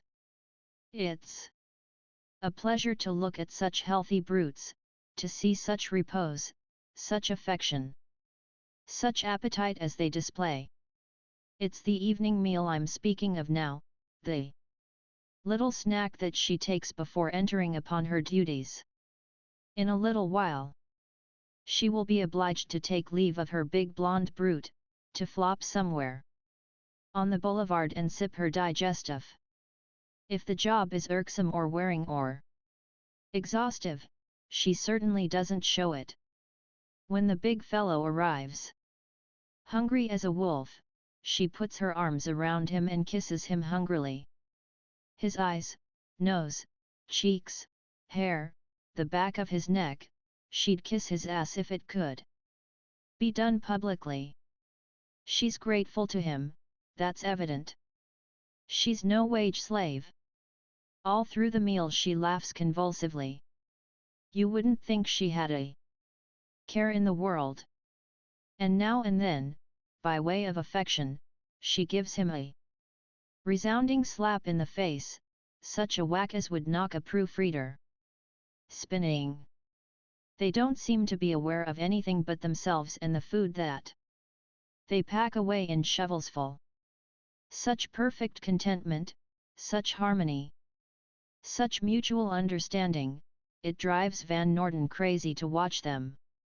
Especially when she slips her hand in the big fellow's fly and caresses it, to which he generally responds by grabbing her teat and squeezing it playfully. There is another couple who arrive usually about the same time and they behave just like two married people.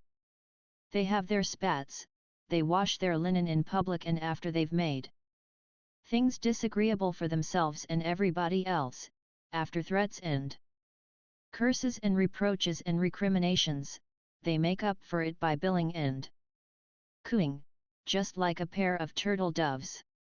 Lucienne, as he calls her, is a heavy platinum blonde with a cruel, saturnine air. She has a full underlip which she chews venomously when her temper runs away with her, and a cold, beady eye, a sort of faded china blue, which makes him sweat when she fixes him with it. But she's a good sort, Lucienne, despite the condor-like profile which she presents to us when the squabbling begins. Her bag is always full of dough, and if she deals it out cautiously, it is only because she doesn't want to encourage him in his bad habits. He has a weak character. That is, if one takes Lucienne's tirades seriously. He will spend 50 francs of an evening while waiting for her to get through. When the waitress comes to take his order he has no appetite. Ah, you're not hungry again? Growls Lucienne. Humph. You were waiting for me, I suppose, on the Faubourg Montmartre. You had a good time, I hope, while I slaved for you. Speak. Imbecile, where were you? When she flares up like that, when she gets enraged, he looks up at her timidly, and then, as if he had decided that silence was the best course, he lets his head drop and he fiddles with his napkin. But this little gesture, which she knows so well and which of course is secretly pleasing to her, because she is convinced now that he is guilty, only increases Lucien's anger. "Speak, imbecile!" she shrieks. And with a squeaky, timid little voice he explains to her woefully that while waiting for her he got so hungry that he was obliged to stop off for a sandwich and glass of beer. It was just enough to ruin his appetite. He says it dolefully, though it's apparent that food just now is the least of his worries. But and he tries to make his voice sound more convincing. "I was waiting for you all the time," he blurts out. "Liar!" she screams. "Liar! Ah, fortunately, I too am a liar, a good liar. You make me ill with your petty little lies. Why don't you tell me a big lie?" He hangs his head again and absent-mindedly he gathers a few crumbs and puts them to his mouth. Whereupon she slaps his hand. "Don't do that. You make me tired. You're such an imbecile. Liar. Just you wait. I have more to say. I am a liar too, but I am not an imbecile." In a little while, however, they are sitting close together, their hands locked. And she is murmuring softly, "Ah, my little rabbit, it is hard to leave you now. Come here, kiss me. What are you going to do this evening? Tell me the truth, my little one. I am sorry that I have such an ugly temper." He kisses her timidly, just like a little bunny with long pink ears, gives her a little peck on the lips as if he were nibbling a cabbage leaf. And at the same time his bright round eyes fall caressingly on her purse, which is lying open beside her on the bench. He is only waiting for the moment when he can graciously give her the slip. He is itching to get away, to sit down in some quiet café on the Rue du Faubourg Montmartre. I know him, the innocent little devil, with his round, frightened eyes of a rabbit. And I know what a devil's street is the Faubourg Montmartre, with its brass plates and rubber goods, the lights twinkling all night and sex running through the street like a sewer. To walk from the Rue Lafayette to the boulevard is like running the gauntlet. They attach themselves to you like barnacles, they eat into you like ants, they coax, wheedle, cajole, implore, beseech, they try it out in German, English, Spanish, they show you their torn hearts and their busted shoes, and long after you've chopped the tentacles away, long after the fizz and sizzle has died out, the fragrance of the lavabo clings to your nostrils. It is the odor of the parfum de danse, whose effectiveness is guaranteed only for a distance of 20 centimeters. One could piss away a whole lifetime in that little stretch between the boulevard and the Rue Lafayette. Every bar is alive, throbbing. The dice loaded, the cashiers are perched like vultures on their high stools. And the money they handle has a human stink to it. There is no equivalent in the Banque de France for the blood money that passes currency here. The money that glistens with human sweat, that passes like a forest fire from hand to hand and leaves behind it a smoke and stench. A man who can walk through the Faubourg Montmartre at night without panting or sweating, without a prayer or a curse on his lips, a man like that has no balls. And if he has, then he ought to be castrated. Supposing the timid little rabbit does spend 50 francs of an evening while waiting for his Lucienne? supposing he does get hungry and buy a sandwich and a glass of beer, or stop and chat with somebody else's trollop? You think he ought to be weary of that round night after night? You think it ought to weigh on him, oppress him, bore him to death? You don't think that a pimp is inhuman, I hope? A pimp has his private grief and misery too, don't you forget. Perhaps he would like nothing better than to stand on the corner every night with a pair of white dogs and watch them piddle.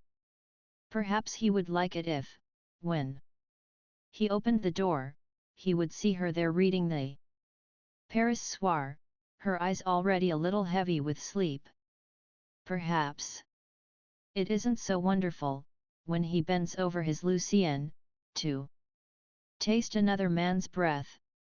Better maybe to have only 3 francs in your pocket and a pair of white dogs that piddle on the corner than to taste those bruised lips. Bet you, when she squeezes him tight, when she begs for that little package of love which only he knows how to deliver, bet you he fights like 1,000 devils to pump it up, to wipe out that regiment that has marched between her legs.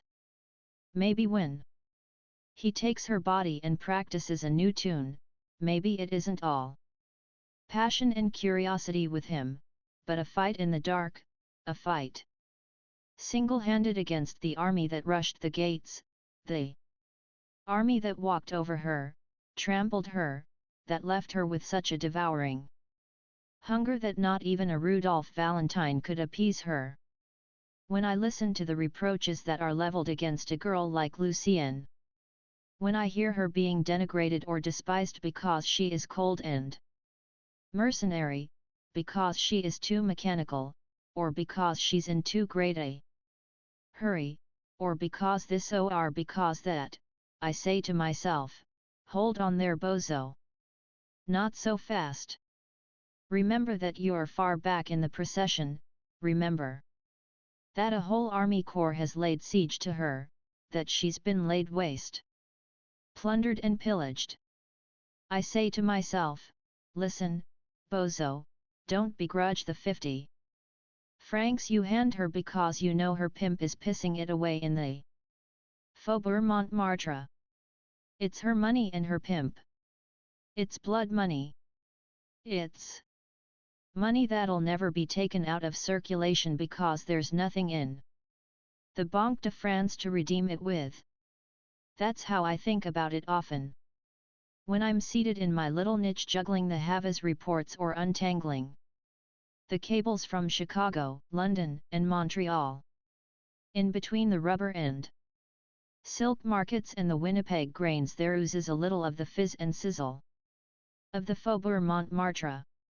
When the bonds go weak and spongy and the pivotal spock and the volatiles effervesce, when the grain market slips and slides and the bulls commence to roar, when every fucking calamity, every ad, every sport item and fashion article, every boat arrival, every travelogue, every tag of gossip has been punctuated, checked, revised, pegged and rung through the silver bracelets, when I hear the front page being hammered into whack and see the frogs dancing around like drunken squibs, I think of Lucienne sailing down the boulevard with her wings outstretched, a huge silver condor suspended over the sluggish tide of traffic, a strange bird from the tips of the Andes with a rose-white belly and a tenacious little knob.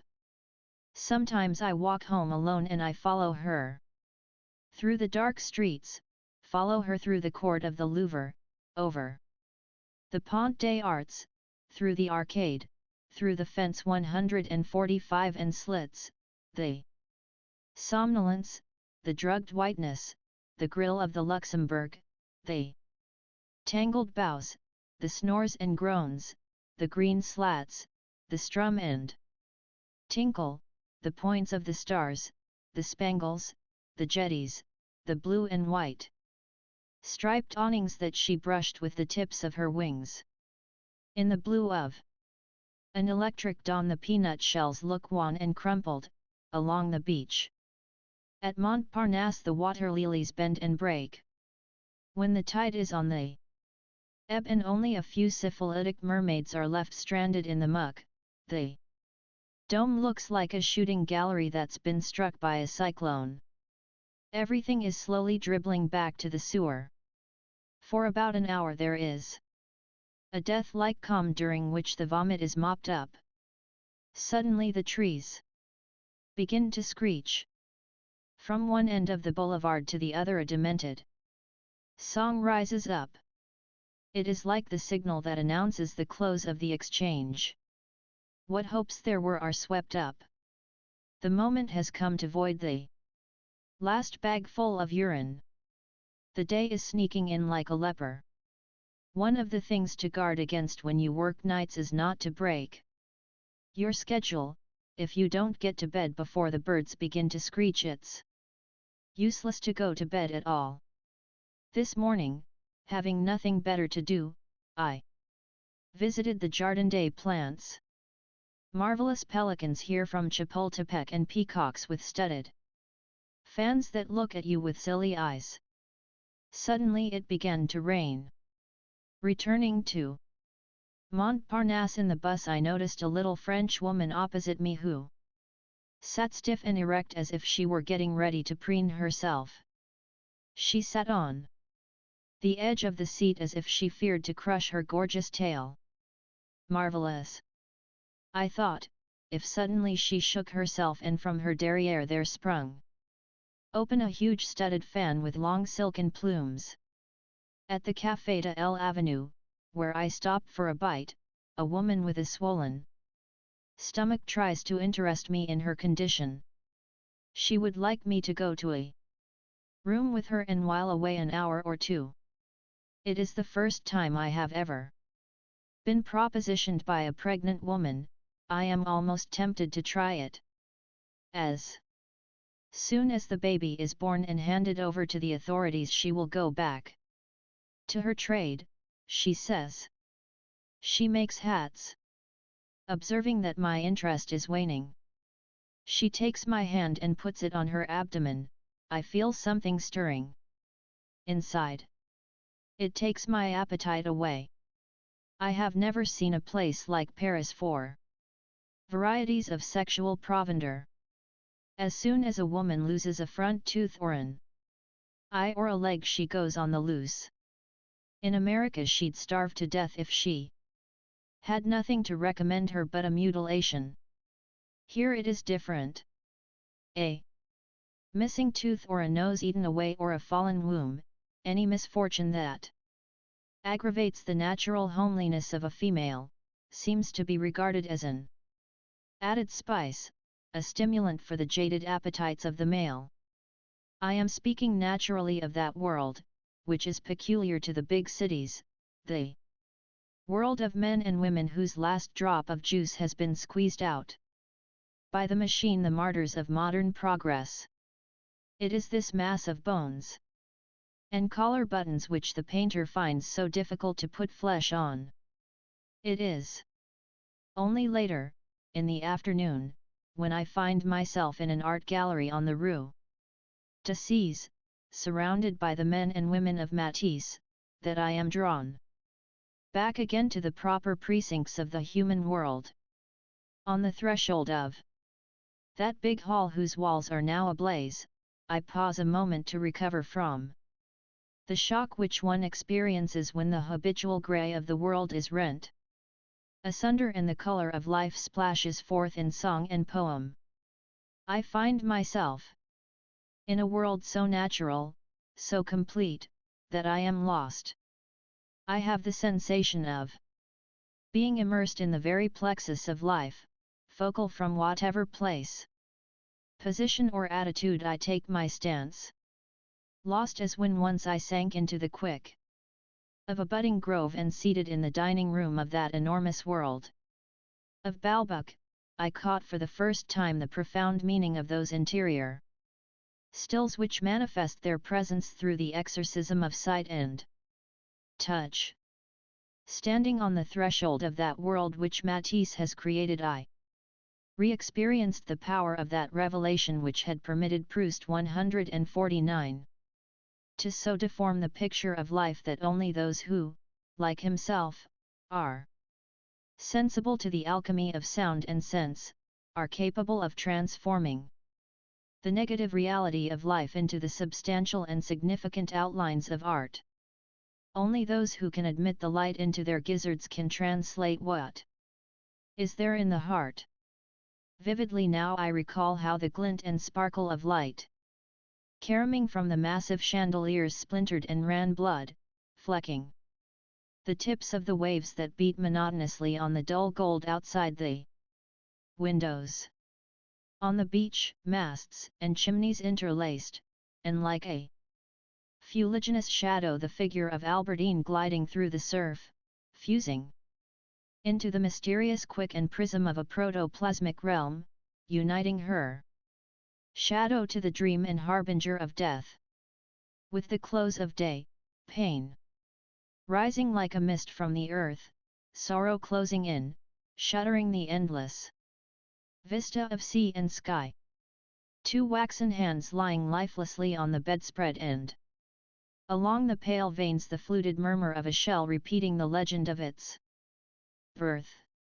In every poem by Matisse there is the history of a particle of human flesh which refused the consummation of death. The whole run of flesh, from hair to nails, expresses the miracle of breathing, as if the inner eye, in its thirst for a greater reality, had converted the pores of the flesh into hungry seeing mouths. By whatever vision one passes there is the odor and the sound of voyage. It is impossible to gaze at even a corner of his dreams without feeling the lift of the wave and the cool of the flying spray. He stands at the helm peering with steady blue eyes into the portfolio of time. Into what distant corners has he not thrown his long, slanting gaze? Looking down the vast promontory 153 of his nose he has beheld everything the Cordilleras falling away into the Pacific, the history of the diaspora 154 done in vellum, shutters fluting the frou-frou of the beach, the piano curving like a conch, corollas giving out diapasons of light, chameleons squirming under the book press, seraglios expiring in oceans of dust, music issuing like fire from the hidden chromosphere of pain, spore and madrepore fructifying the earth, navels vomiting their bright spawn of anguish. He is a bright sage, a dancing seer who, with a sweep of the brush, removes the ugly scaffold to which the body of a man is chained by the incontrovertible 156 facts of life. He it is, if any man today possesses the gift, who knows where to dissolve the human figure, who has the courage to sacrifice a harmonious line in order to detect the rhythm and murmur of the blood, who takes the light that has been refracted inside him and lets it flood the keyboard of color. Behind the minutiae, the chaos, the mockery of life, he detects the invisible pattern, he announces his discoveries in the metaphysical pigment of space. No searching for formulae, no crucifixion of ideas, no compulsion other than to create. Even as the world goes to smash, there is one man who remains at the core, who becomes more solidly fixed and anchored, more centrifugal as the process of dissolution quickens. More and more the world resembles an entomologist's dream. The Earth is moving out of its orbit, the axis has shifted. From the north the snow blows down in huge knife blue drifts. A new ice age is setting in. The transverse sutures are closing up and Everywhere throughout the corn belt the fetal world is dying, turning to dead mastoid. Inch by inch the deltas are drying out and the river beds are smooth as glass. A new day is dawning, a metallurgical day, when the earth shall clink with showers of bright yellow ore. As the thermometer drops, the form of the world grows blurred, osmosis. There still is, and here and there articulation. But at the periphery the veins are all varicose, at the periphery the light waves bend and the sun bleeds like a broken rectum. At the very hub of this wheel which is falling apart, is Matisse. And he will keep on rolling until everything that has gone to make up the wheel has disintegrated.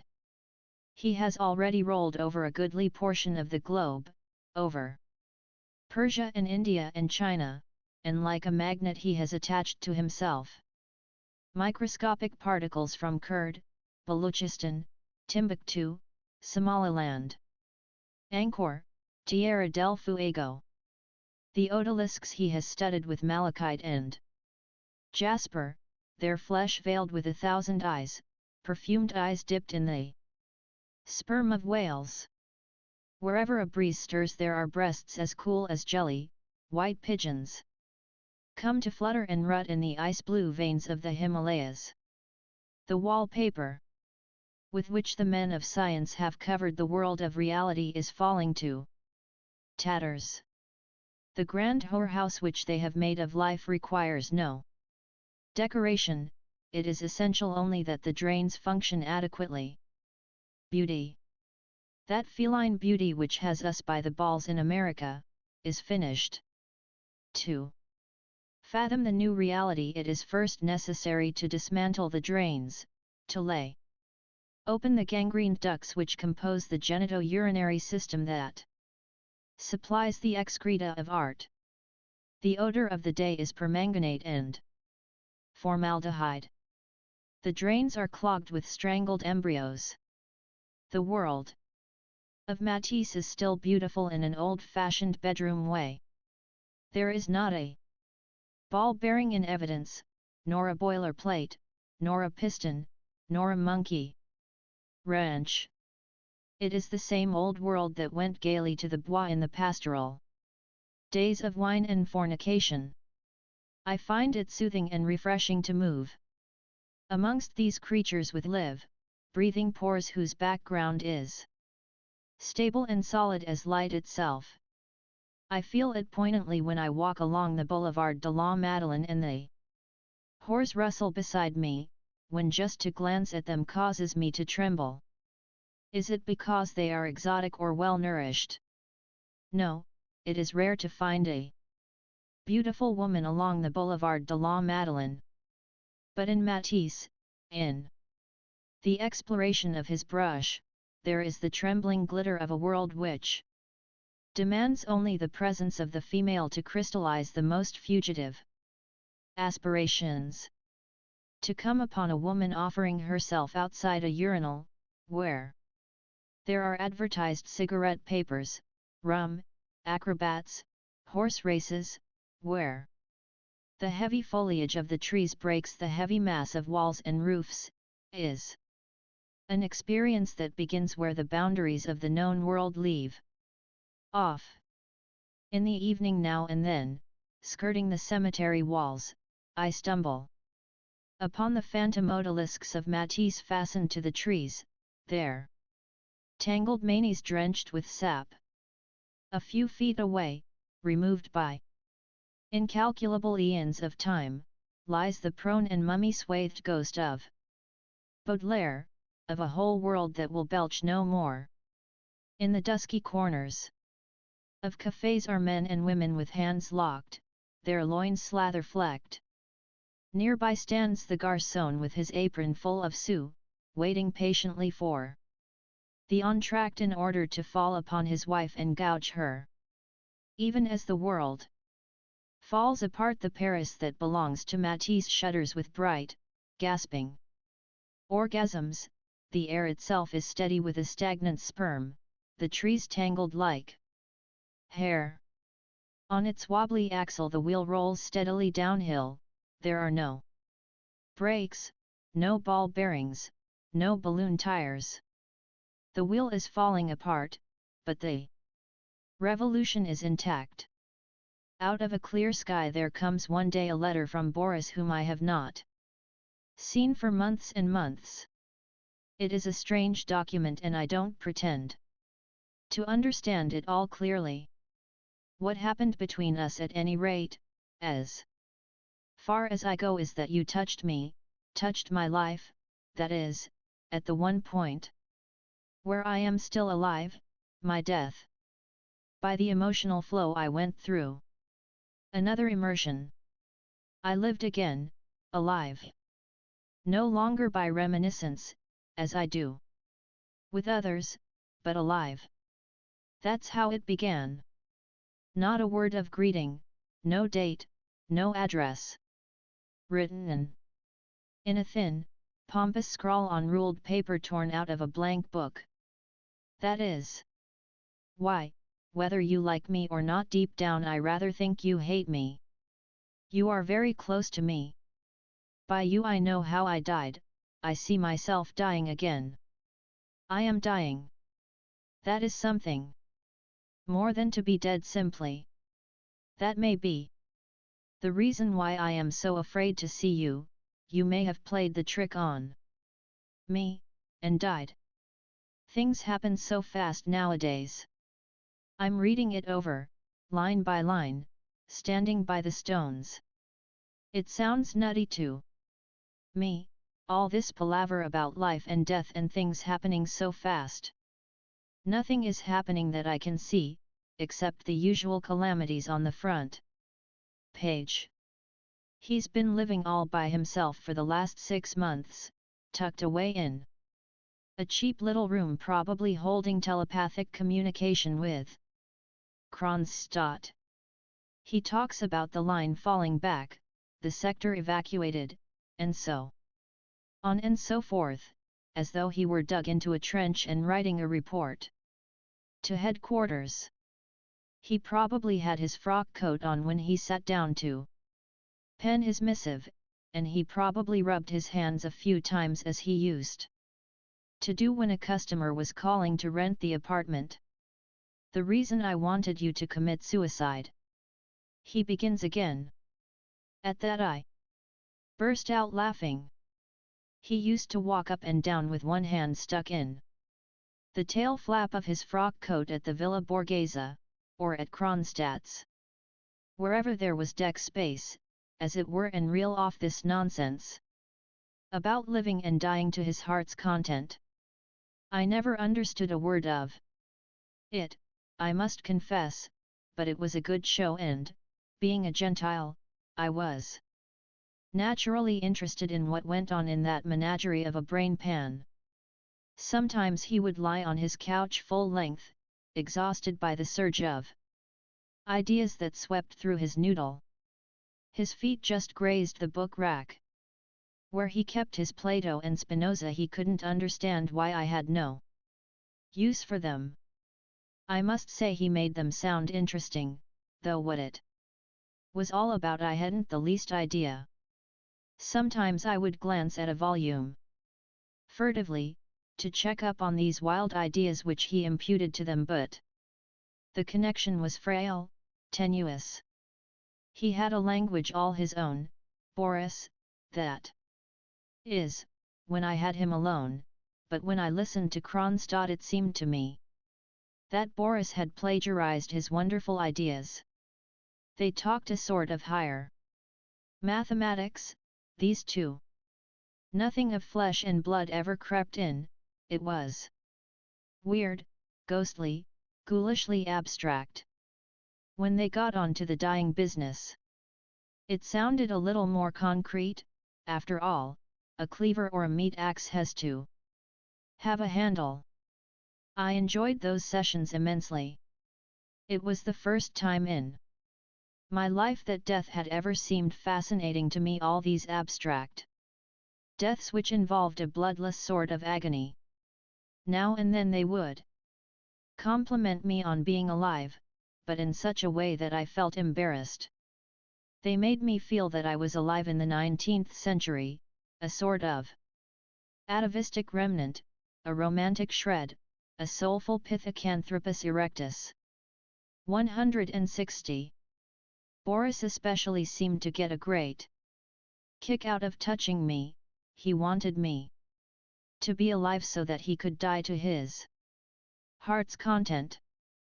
You would think that all those millions in the street were nothing but dead cows the way he looked at me and touched me. But the letter. I'm forgetting the letter. The reason why I wanted you to commit suicide that evening at the Kronstadts, when Moldorf became God, was that I was very close to you then. Perhaps closer than I shall ever be. And I was afraid, terribly afraid, that someday you'd go back on me, die on my hands. And I would be left high and dry with my idea of you simply, and nothing to sustain it. I should never forgive you for that. Perhaps you can visualize him saying a thing like that.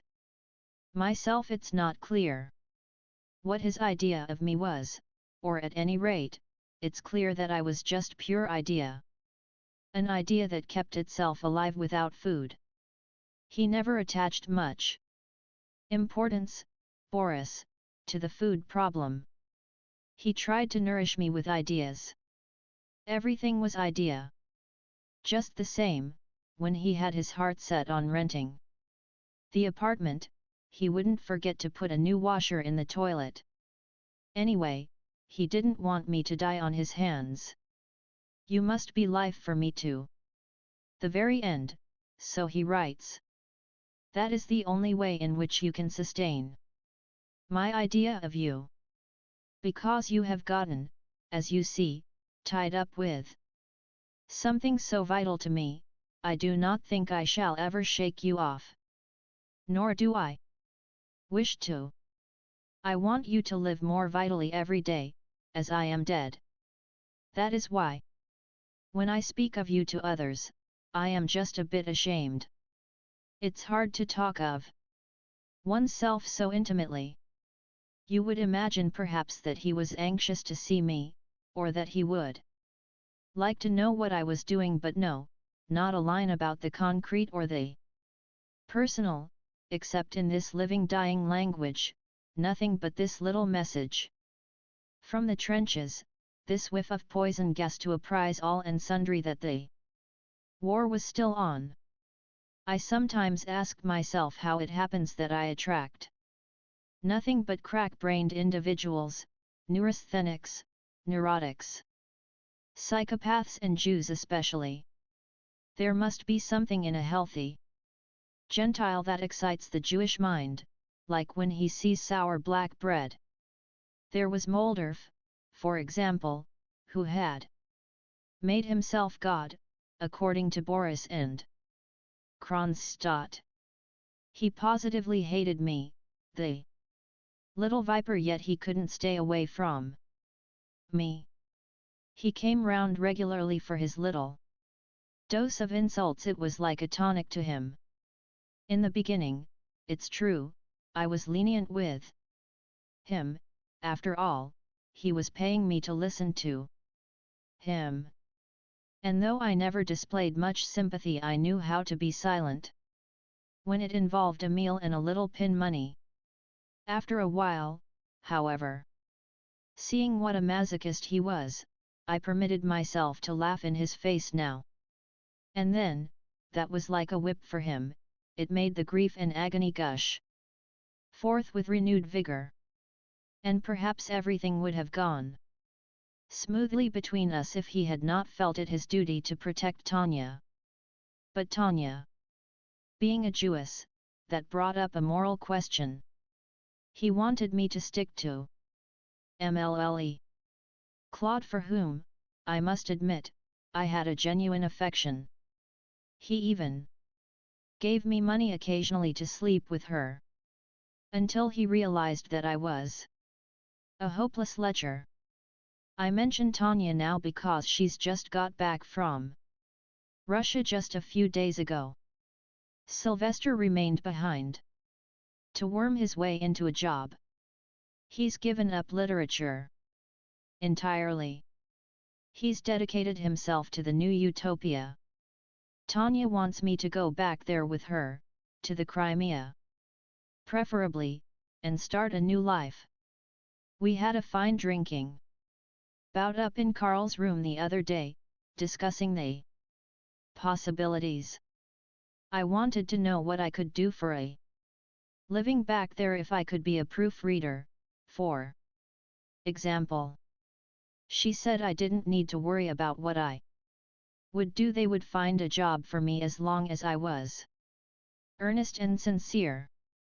I tried to look earnest, but I only succeeded in looking pathetic. They don't want to see sad faces, in Russia. They want you to be cheerful, enthusiastic, light-hearted, optimistic. It sounded very much like America to me. I wasn't born with this kind of enthusiasm.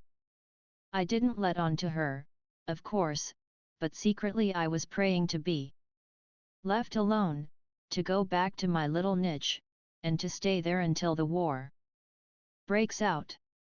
All this hocus-pocus about Russia disturbed me a little. She got so excited about it, Tanya, that we finished almost a half-dozen bottles of vin ordinaire. Carl was jumping about like a cockroach. He has just enough Jew in him to lose his head over an idea like Russia. Nothing would do but to many us off immediately. Hitch up. He says, you have nothing to lose. And then he pretends to run a little errand so that we can pull off a fast one. And while she wanted it all right, Tanya, still that Russia business had gotten so solidly planted in her skull that she pissed the interval away, chewing my ear off, which made me somewhat grumpy and ill at ease. Anyway, we had to think about eating and getting to the office, so we piled into a taxi on the boulevard Edgar Quinet, just a stone's throw away from the cemetery, and off we whizzed. It was just a nice hour to spin through Paris in an open cab, and the wine rolling around in our tanks made it seem even more lovely than usual. Carl was sitting opposite us, on the strapontin, his face as red as a beet. He was happy, the poor bastard, thinking what a glorious new life he would lead on the other side of Europe. And at the same time he felt a bit wistful, too. I could see that he didn't really want to leave Paris, any more than I did. Paris hadn't been good to him, any more than it had to me. Or to anybody, for that matter, but when you've suffered and endured things here, it's then that Paris takes hold of you, grabs you by the balls, you might say, like some lovesick bitch who'd die rather than let you get out of her hands. That's how it looked to him, I could see that. Rolling over the Seine, he had a big foolish grin on his face and he looked around at the buildings and the statues as though he were seeing them in a dream. To me, it was like a dream too. I had my hand in Tanya's bosom and I was squeezing her titties with all my might, and I noticed the water under the bridge and the barges and Notre Dame down below, just like the postcards show it.